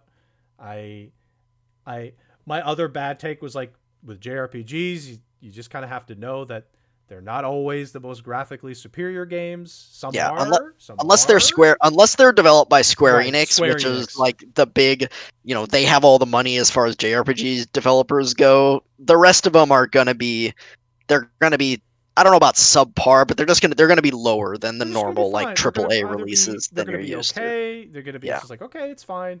We know where the work is going. The money's going here. Okay, I'm gonna give you everybody. You will give them the benefit of the doubt. Square, yeah, Square's different. I mean, like Yeah. we've even talked about Bravely Default, the demo where the characters they got the Yeah. bobbleheads. I love the bobbleheads. Yeah. But the graphics of Bravely Default too look pretty good. Still, they look good. Um, but anyway, okay. The one thing presentation wise that I we didn't talk about quite yet that I do love in this game is the music. The music is Yeah, music's good. Yeah, it's it's good so music. good. Yeah, it's good. It's just good. I'm not gonna say it's good. Yeah. The again, no complaints. It's hard for me to hear because like I have the speakers, but I also put the headset on. Sure. But But yeah, it's I good. think that when you go to a couple of different areas, I think the field themes for the different titans that you go to really help capture the environment of that Sure, titan. Like, Gormod is kind of this kind of open plain type area, and they give that, and then there's a couple more later that the sure. music is different, and it really does a good job of Yeah, immersing you in the world, in I my mean opinion. the But combat music is good. I do like the yeah, combat the music battle too. battle music's good too. Yeah. Um, So okay, yeah, cool. Glad you like it so far. We'll see when you get further and get a little deeper into the story and to get yeah. some of those longer cutscenes and stuff like that. If you get bored If or Tora dances in them, that's GG. So like that's just how it is. If Tora's in it and he's dancing, that's I'm not listening. I'm not gonna pay attention. I'm sorry. It's just like too distracting. There's a way we can turn off his dancing. That's because I'm not taking him out of the party. That's for sure. Um, I mean, even if you did, he would be in the he'd be in the cutscenes because cutscenes. Yep. he's in the party pretty much the whole game, as far as I Yep. remember. So anyway, Cool. cool. Okay, so changing themes a bit here. We've gone through all of our game news. We've gone through our community updates. We went through our thoughts on the games we played or are still playing. In my case. Okay, so now we have to talk about current events. Yep. You said you had a lot to say. Go ahead. I mean, okay. So obviously, most of you, unless you are not paying attention to what was going on today, the Congress was set to certify the election today. A joint session of both the House of Representatives and the Senate being held today in the Capitol building in Washington, D.C. And during the session, there were speeches being made, and I think they were getting into some discussion. Obviously, there were some Republican senators who were set to bring some challenges to the floor, which is fine. That's part of the process. I mean, I don't agree with it, but But it is they're part of the allowed. They're process. allowed to do it. Yep. It's part of the process. The Democrats have done it in the past, albeit under slightly different circumstances, but it's part of the process. They're allowed to do it, so fine. Um, and during this session, a bunch of crazed Trump supporters decided to storm the Capitol building and break in, and a lot of people are calling it a protest, and I'm going to straight up call it terrorism. They stormed the Capitol building, they broke windows, they, yeah, they broke into the place. Yep. They were, I don't know, probably not all of them, but some of them were armed, and apparently there was a standoff outside of the Congress chamber, and and they had to evacuate the members of Congress. Um, Yep. so yeah, in my eyes, this was straight up domestic terrorism, and the response by the police was less than ideal, in my opinion, and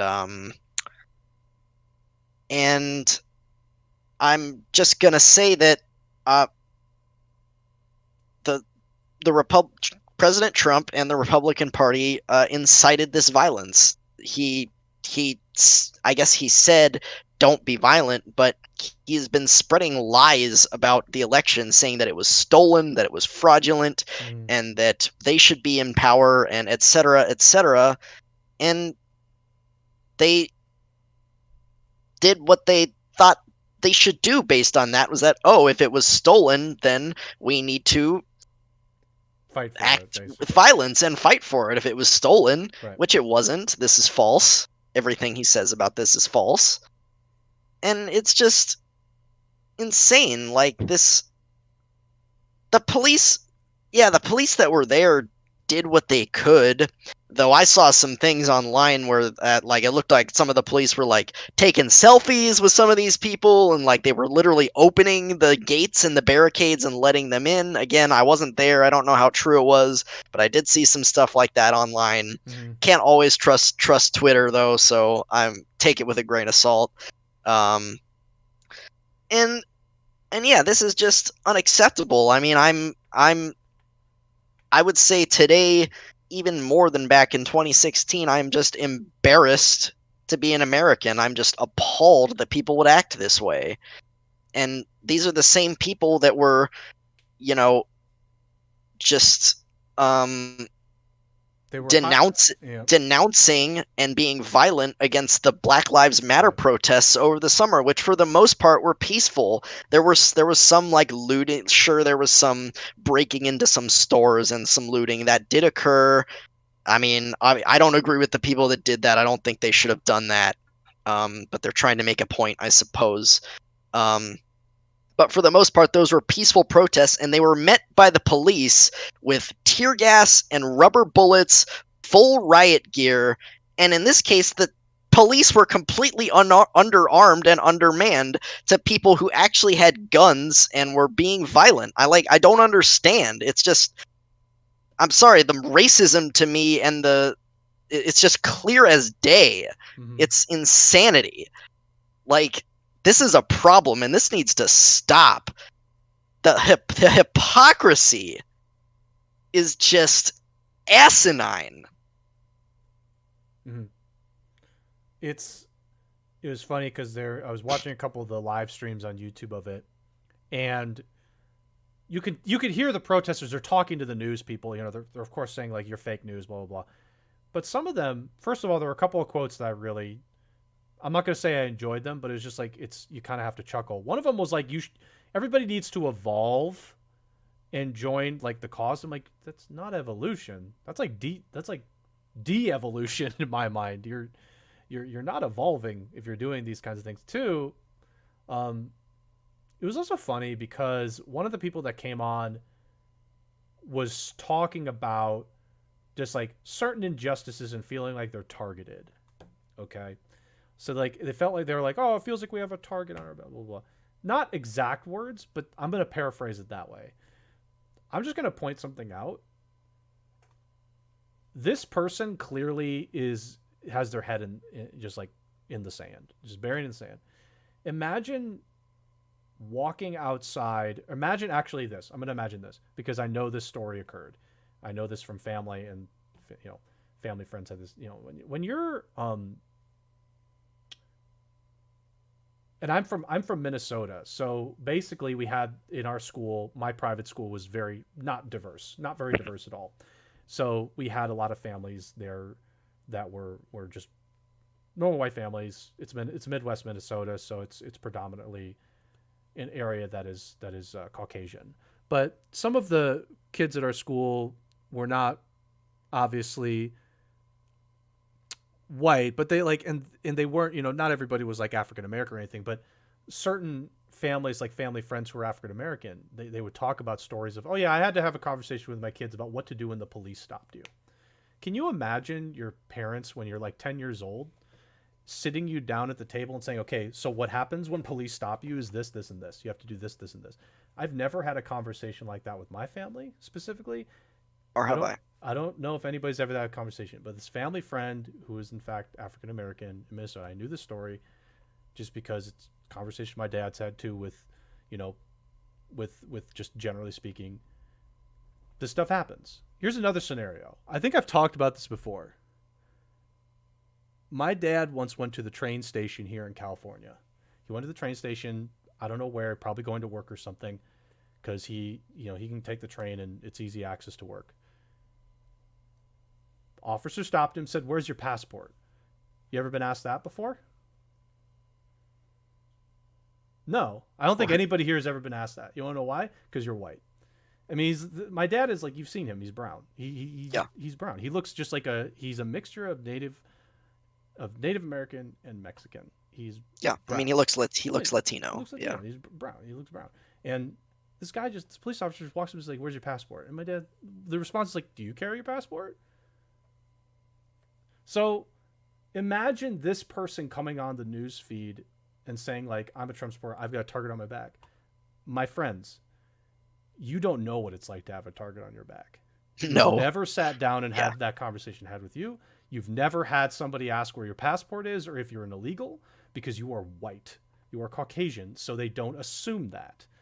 This is the real problem, but the like and the other core issue here too is you've got people storming the Capitol. This is the first time a Confederate flag, I imagine, has been in that Congress building, and it's been 160 years since the Civil War, and somehow a Confederate flag got in there.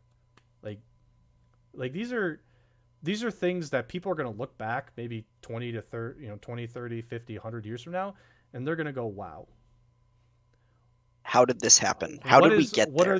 what are the things that really caused this to occur?" And the thing is, this stuff has been kind of in motion for longer than you think. It's not just Trump, actually. These people have existed before Trump. These Of people course have they existed. existed, They were just stuck in their hidey holes, but and now, Trump gave them a exactly, platform. exactly. He gave them a cause to get behind that they could actually come out and do this. And Trump's video that he put on Twitter too, just like, "Oh yeah, we know they stole it. Disgrace. We know they did this. We know What blah a blah blah." fucking Oh my disgrace. god, it was bad. It was one of the worst things I've ever watched. It's like, but now that I've told you everything you've done is correct, stop being violent. It's like, oh my god, dude.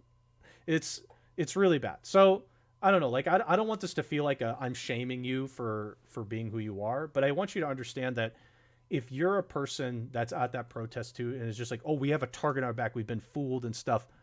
Like, you don't know what it's like to have a target on your back. I don't know what it's like to have a target on my back. I don't know what it's like to walk into the airport and get stopped for security every single time I walk into an airport. But my dad does. Every single time he walks into past security, he gets stopped. Why? Random screening, by It's the not random, way. dude. It's not random. We can It's prove not it's not. random. I can prove it's not random, but we don't know what it's like. I'm sure some of you in chat don't know what it's like. I'm sure people watching may not know what it's like. But if you do know what it's like, and you hear these things, and you like, for me, I've heard people express what it's like. That's the frustration I feel, is that these people are using these methods that are first incorrect. Just like this is just, you just see it and you're like, that's domestic terrorism.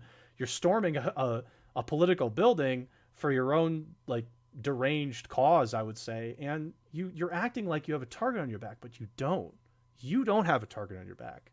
You don't know what it's like to step outside and feel like your life is in jeopardy, potentially, because of certain things that are out of your control. You don't know what it's like. That's my main complaint with all this, is that I'm not going to say every single Trump supporter, because that's not appropriate.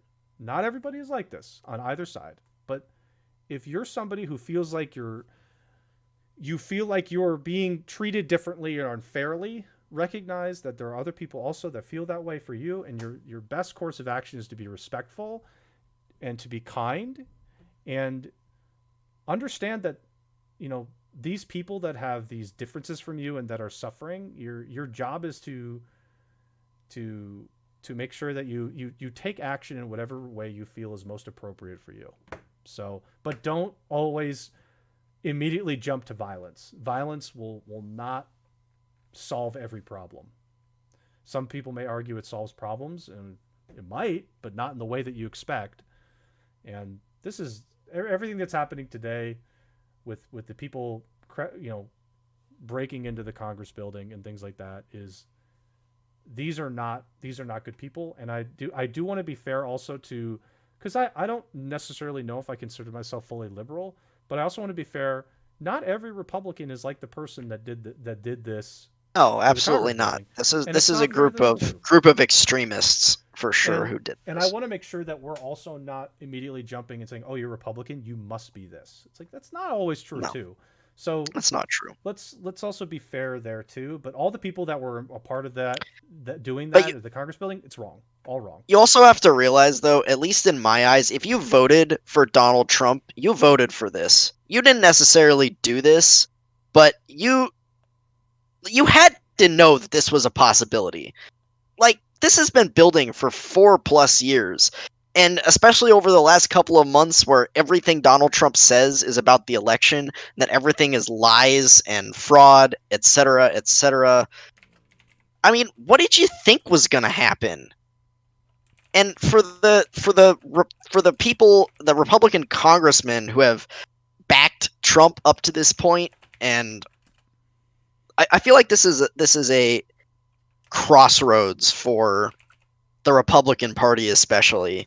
They need to, the people who were on board with Trump need to realize that by backing him up to this point, they have caused this, and they need to find a way to reel it in, so to speak. And they need to, I mean, you're either on board with if you support at this point, if you support Trump, you are saying we are okay with what these people did today. Like that's my opinion, quite Right. honestly. If you support Trump after this, you are saying that you support what these people did today and that this was okay. You can still be a Republican. You can support the Republican Party, and if they have another whoever their next candidate after this, that's fine. If you can have Republican values, that's fine. But you have to realize that Donald Trump and the Republican Party that supported him up to this point and threw all this fuel on the fire is what caused this. And these people are just taking action because they believe that, again, that these people believe that they are patriots, that they are true Americans, and that this election was stolen from them, and that Donald Trump should be president, nay, king of the United States of America. They truly believe that. They are just, and so yeah, I mean, uh, yeah, and Ivanka Trump called. There's just too many people who are enabling this. That, and even again, that statement that Trump put out. I mean, yeah, okay, he says go home, but I think for less than 5 seconds out of that whatever 30-second video that it was, he was saying go home, stop being violent. The rest of it was lies, fraud, blah blah blah. Like, so more of the message of that video was, no, you're doing Right. the right It's thing, you're special. it's it's just the thing that he's like, it's never been I'm denouncing this. He'll never say explicitly I'm going to denounce it.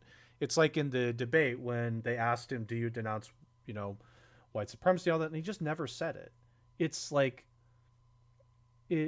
part of me is just thinking, okay, well, first of all, again, it's like the Confederate flag and the Trump flag were right next to each other in Congress. It's like what a picture that was. And it's just like so difficult in a lot of ways because I'm trying to phrase this the right way without sounding it like a bad take or anything like that. But there's all sorts of people that are affected by this, and there's the non-Trump supporters who are Republican that are now just automatically going to be thrown into that bucket. There's the BLM folks or the people who are protesting who see this and go, "What is this response? This response is nothing compared to what we got." and it's going to be a negative because they're going to see that as more examples of injustice, which it's true. It It is it another is. example, but It it's just is. like that's why I'm pointing it out. In And apparently, especially compared to the BLM, there were like very few people arrested during this. Like right, in the end, most of them were just allowed to go home and disperse. Where literally every single one of those people who broke into the Capitol building should have been arrested and gone to prison. Like, no doubt. There are cameras all over that place that you could identify pretty much every one of them. sure. And let's also not forget the fact that, by the way, we're still in the middle of a pandemic, and Oh there's yeah, probably going to be a lot of those COVID people don't care though. because of this. Those particular people, they're obviously there. They don't care, um, and that's also. I mean, obviously, it's also a difficult thing. I don't know. Like, I think, at least for me, I'm always one to. I don't like to necessarily jump to talk about this stuff all the time. It's just like I'm never. I feel like I'm never as informed as I probably should be, and I try better than I did like 10 years ago. But this stuff, it just like hurts in different ways. Me personally, I'm not as affected as other people. I'm just being honest. Like I am in a great position in my life. Like it's like I understand how good of a position I'm in. I'm very fortunate. I'm so lucky.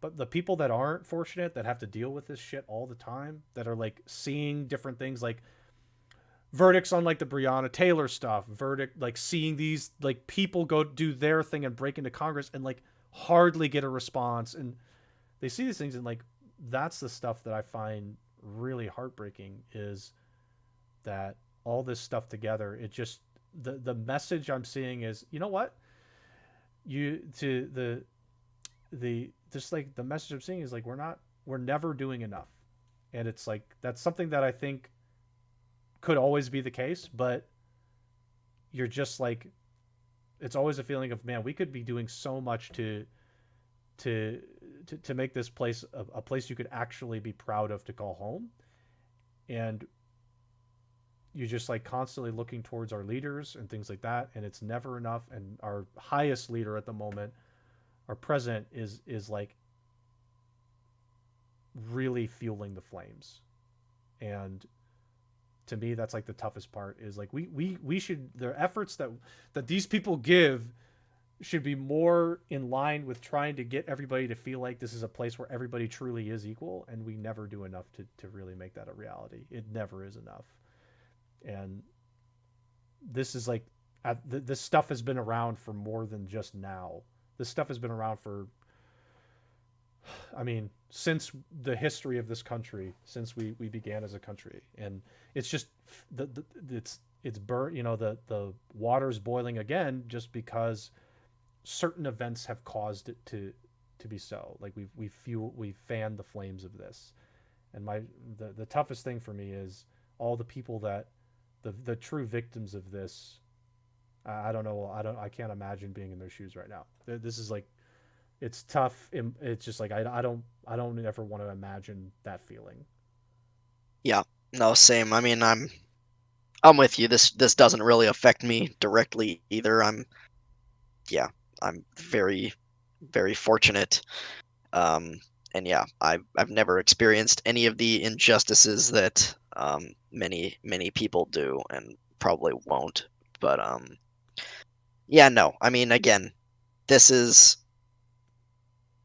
as you talked about earlier. There are people in this country, and I'm sure around the world, but we're specifically talking about America right now, that have to, fear for their lives if they get a random stop by the police, or that, they didn't have rights for years and years. They couldn't vote, like women, minorities, etc., who, weren't allowed to vote. And even still to this day, there is just blatant racism and bias against Sure. people of color and women as well. And again, when they protest these injustices, they get met with tear gas and rubber bullets. And when these people are throwing a hissy fit over losing a fair election, though again, they don't believe it was fair, they Yeah, they believe don't it was believe that. stolen. They it, but they are being fed lies by both the president and I'm sure their entire social media feed, Twitter, Facebook, whatever else they sign into, Right. and like QAnon and all the conspiracies, Oh God. all this nonsense. They truly believe that they are the patriots and the Americans, but to everyone else, they are a bunch of bullies throwing a hissy fit because they lost. Right. They fairly lost. They said, "No, I didn't lose. I'm just going to take it from you. I'm just going to take the trophy from you because I didn't lose." And they and again, what the police response was laughable. It took Oh, it them was bad. hours. It It was took them bad. hours to mobilize. It was bad. It was really When bad. during the BLM protests back over the summer, they had the streets were lined with cops in riot gear and military grade equipment. The National Guard was on the scene. People were being kidnapped in unmarked vans, tear gas, rubber bullets against people who were doing literally nothing. People just getting their asses beat for no reason for walking down the street. And these people are actually being violent and breaking into a quote unquote sacred building of our democracy and Absolutely. threatening the lives of our representatives who are there to affirm our next president. I mean, come on. How are these people I how I mean, how are these people not just every single one of them? I mean, the people that stood outside and didn't do anything, okay, they didn't do anything wrong. That's Right. fine. They could But just be there, but anyone who broke into the building should be arrested. Just oh, that's it. I 100%. mean, How are they not? That's how are they crazy that they're not not. in jail right now? Like, Like, I don't God, I understand. don't even And know. one Like, man, apparently some woman got shot as well and died. So, um, I didn't activate them. Okay, yeah, good. Somebody did it without his consent because, oh God, yeah. Anybody who went in there should be and arrested. anybody who went into the Capitol should be arrested and should go to and should go to be prosecuted and go to prison because there is no doubt that they were there. It's a And federal I mean, building. It's like yeah, you you can't broke just into a federal it's building. yeah, it's vandalism, it's breaking and entering. It's I mean, I There's don't got to be know, something but really bad for breaking into yeah, a federal building. Like I'm sure there's something even worse than normal, right? Because it's a yeah. federal building, and like God, um, um, I will say, So oh, go ahead. I'm sorry, I didn't no, want to cut no, you off. yeah, go ahead. Go Okay, ahead. I just want to say one last thing, by the way. All this stuff, just keep in mind, like I think one thing too that you know I want to also be very careful and clear about too is if this kind of stuff too, like when all the protests were happening over the summer, I didn't go to the protests, like Yeah, neither neither did just to I. admit it, and just like for part of it was just to be honest, I just didn't feel super safe there, um, but I did want to support all that activity, so I did, particularly with like Minnesota, I ended up donating some money to some of the Minnesota groups, particularly like to try and fight back against incarceration issues because there's tons of those. Obviously, just I don't feel like we need to go into what those issues are, but I think you can imagine what they are. So that's one thing too. Like if you feel like you don't want to be someone that's like, oh, I want to support in some way, shape, or form. Like, go find something to support that might be in line with helping people that have been affected by this, or like helping causes that are really trying to make a difference. $5 goes a long way. Like it really does. You don't think of it. It's like saying like my vote doesn't count. Well, a dollar does count. It because when you get millions of those $1 bills from people, that's $1 million. So just like also be sure like if you really do want to make a difference or help, there's more ways than one to do it, and it isn't even just money. There's other ways to do it. Like if you really wanted to go to one of the protests, you should do it if that's how you wanted to support. Being present is a form of support, obviously. So that's also one other thing I want to mention is like for me, my presence wasn't support. It was like I wanted to support though in some way. So there's we always talk about like if you want to show like your if you want to show your quote unquote vote with your game a game being poor, vote with your wallet. Like show that don't buy the game, show that the game isn't in the state that you like it. Do the same thing here. Like if you can't be present at a protest, donate. If you can't donate, I mean, there's definitely other ways to support. So I think it's like also a good point to mention that these people here did something wrong, but and we're trying to talk about that obviously, but there are lots of different causes that we should be supporting instead. It's like we gotta counter this like wrongful acts of violence with some way to do it, right? So I don't know, find ways to support, like be willing to support as well, like in a positive way. We talk about all the negative stuff here, but being supportive of positive causes, of positive protests is a part of this too. Um, so that's I don't know, that's my last thought. I know it's not necessarily related to this particular like point, but I think it's an important point to make here. Like support causes too. Like be willing to support these people that are trying to make a difference. Don't support these people. If you're not going to support these people, which you shouldn't, support other stuff that is really trying to push and make some positive impacts. I think is the last thing I wanted to say. Yep. Yeah. I mean, again, this was a truly saddening day in our country. I can't say I'm entirely surprised, um, just based on Trump's messaging in the Sure. past 4 years, but especially the last 2 months. Um, and I mean, again, I think I mean, they got what they asked for. I mean, I posted this on Twitter before, but I mean, you reap what you sow. Like, this, like, sorry. And I feel bad for the people who were there and who were just trying to do their job and got involved in it. I hope they all stay safe. But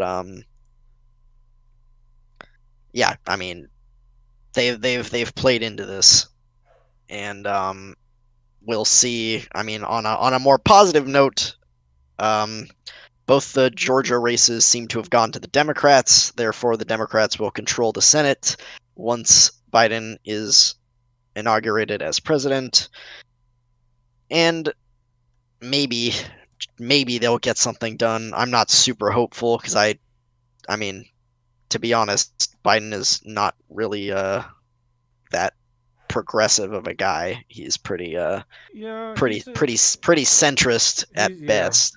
he's definitely Um, not as liberal as but we'll see. Maybe he'll prove me wrong. Maybe his messaging has been together, not divided.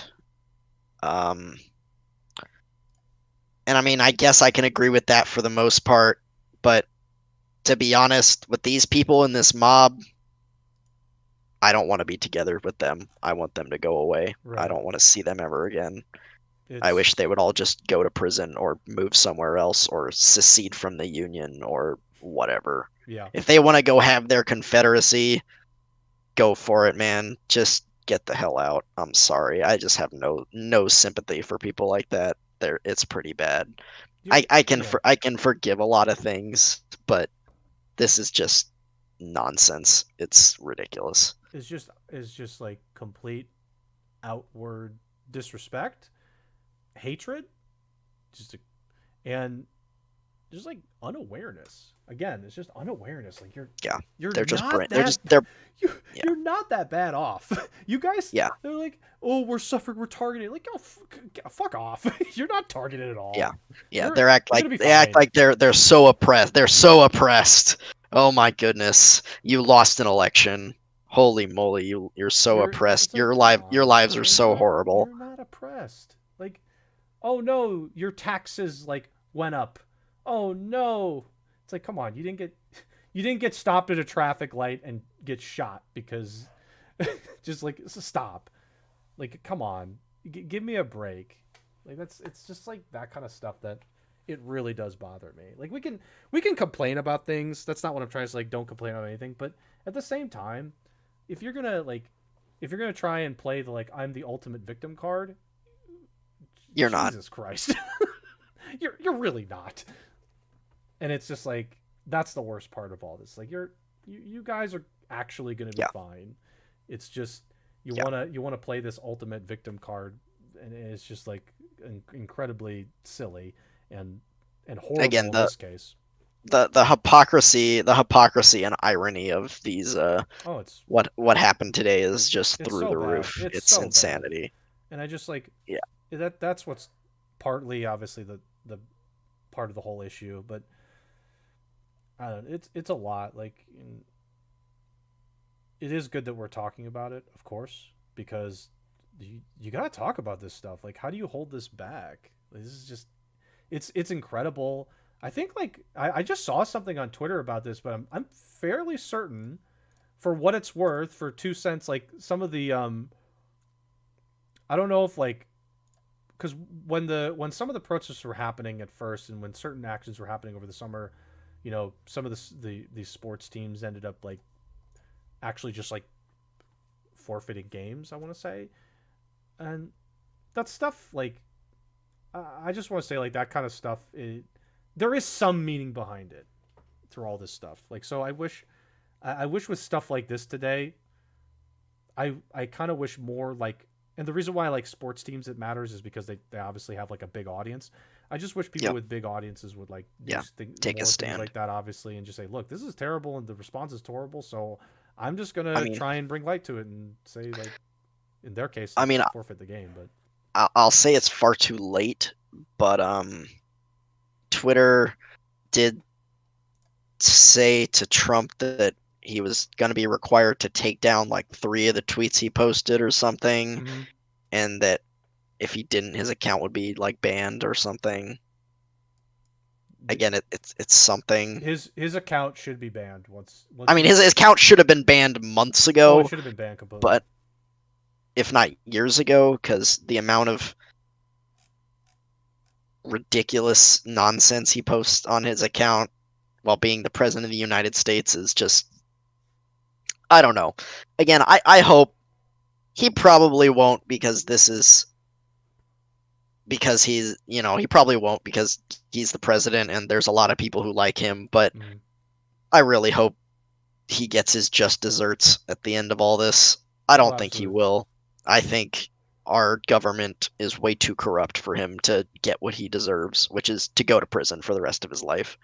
Um, but we'll see. And I hope the people who backed him, even if they're backing out now, the people who have been behind him up till this point, I mean, they probably don't deserve prison, but they deserve to not be in Congress anymore. That's for sure. Yeah, So I hope they get what they deserve to. yeah. This is Um, still just there's a lot of different factors coming into this. Obviously, but it's just tough to see. Like this is definitely something that is going to be in history books when oh we yeah, this revisit will this. this Like will be remembered. this will be remembered 20, not even 20 years from now. Like in the next few years, this will be posted this will be put in history books.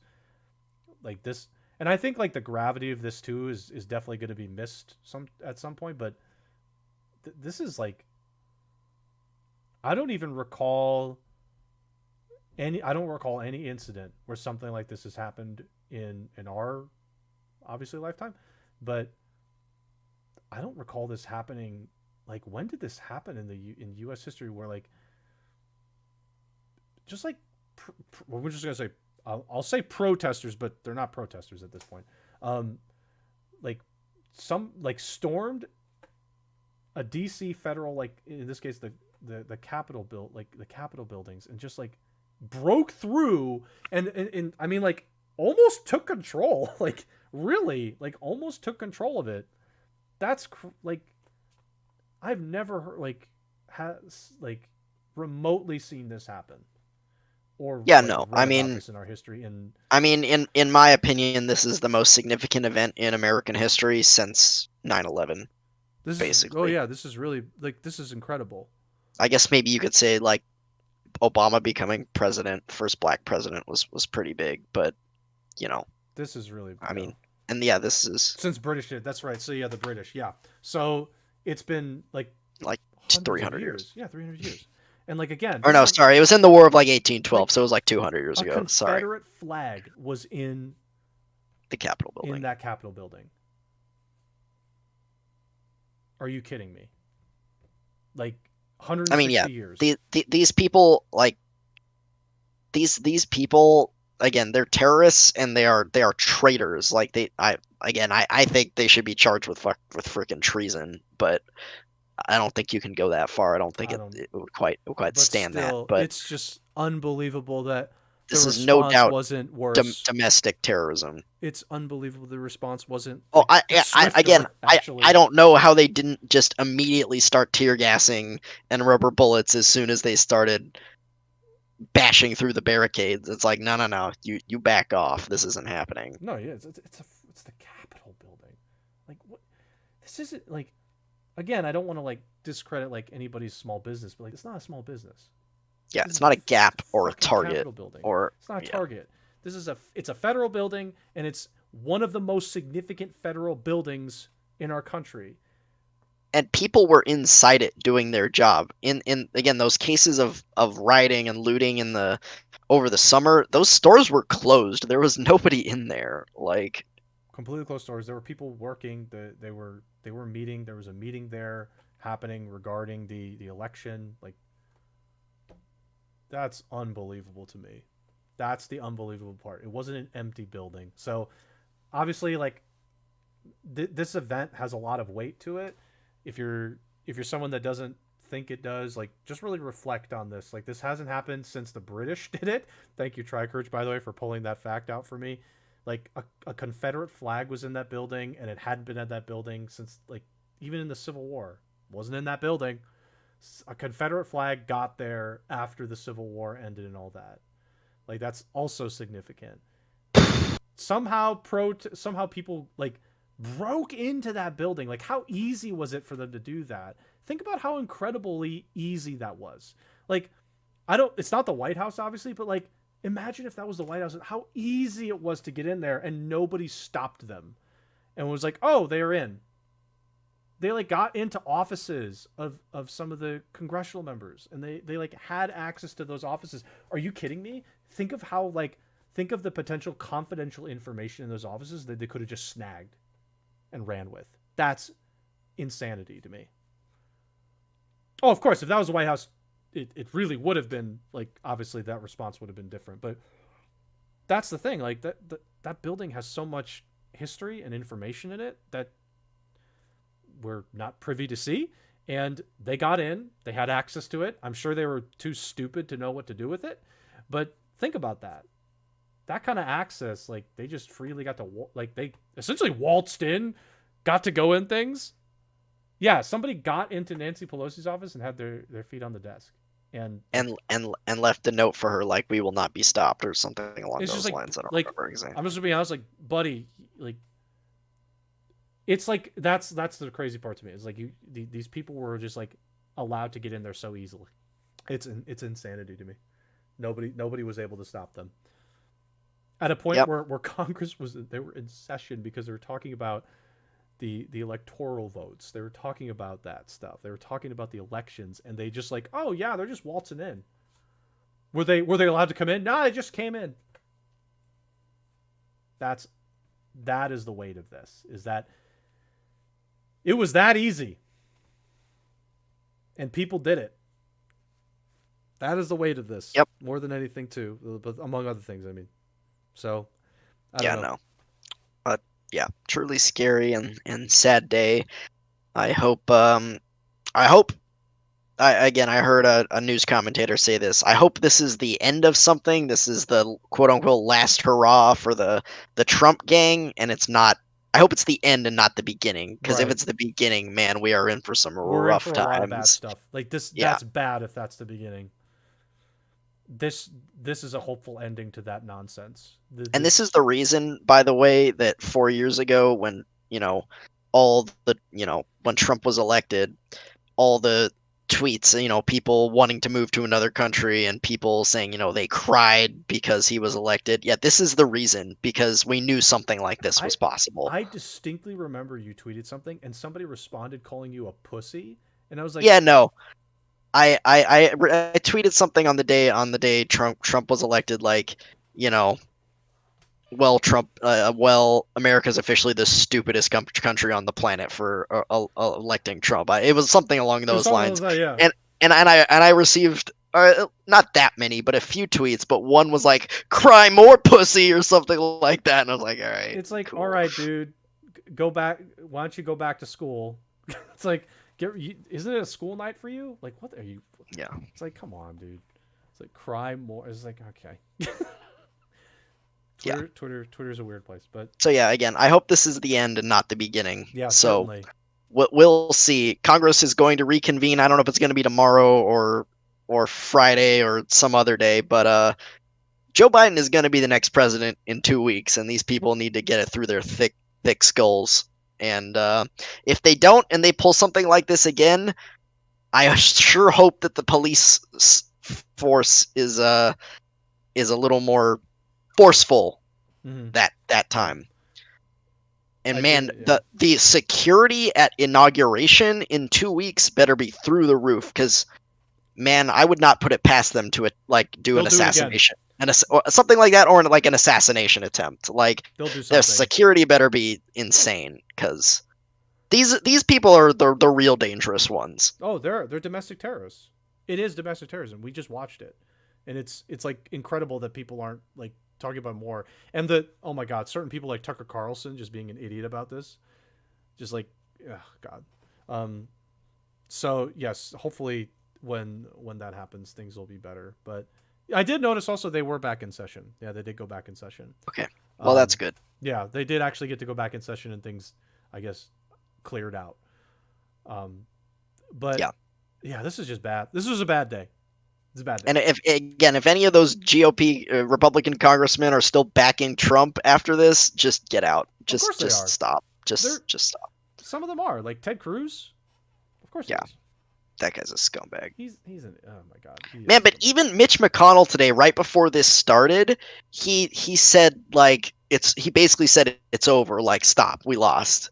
Even Mitch McConnell, Yeah, even Mitch even McConnell. Mitch McConnell, the Grim Reaper himself, who won't give us a $2,000 check, said, "All right, it's over. It's Now's the a time. which Let's is give up." crazy. It's crazy.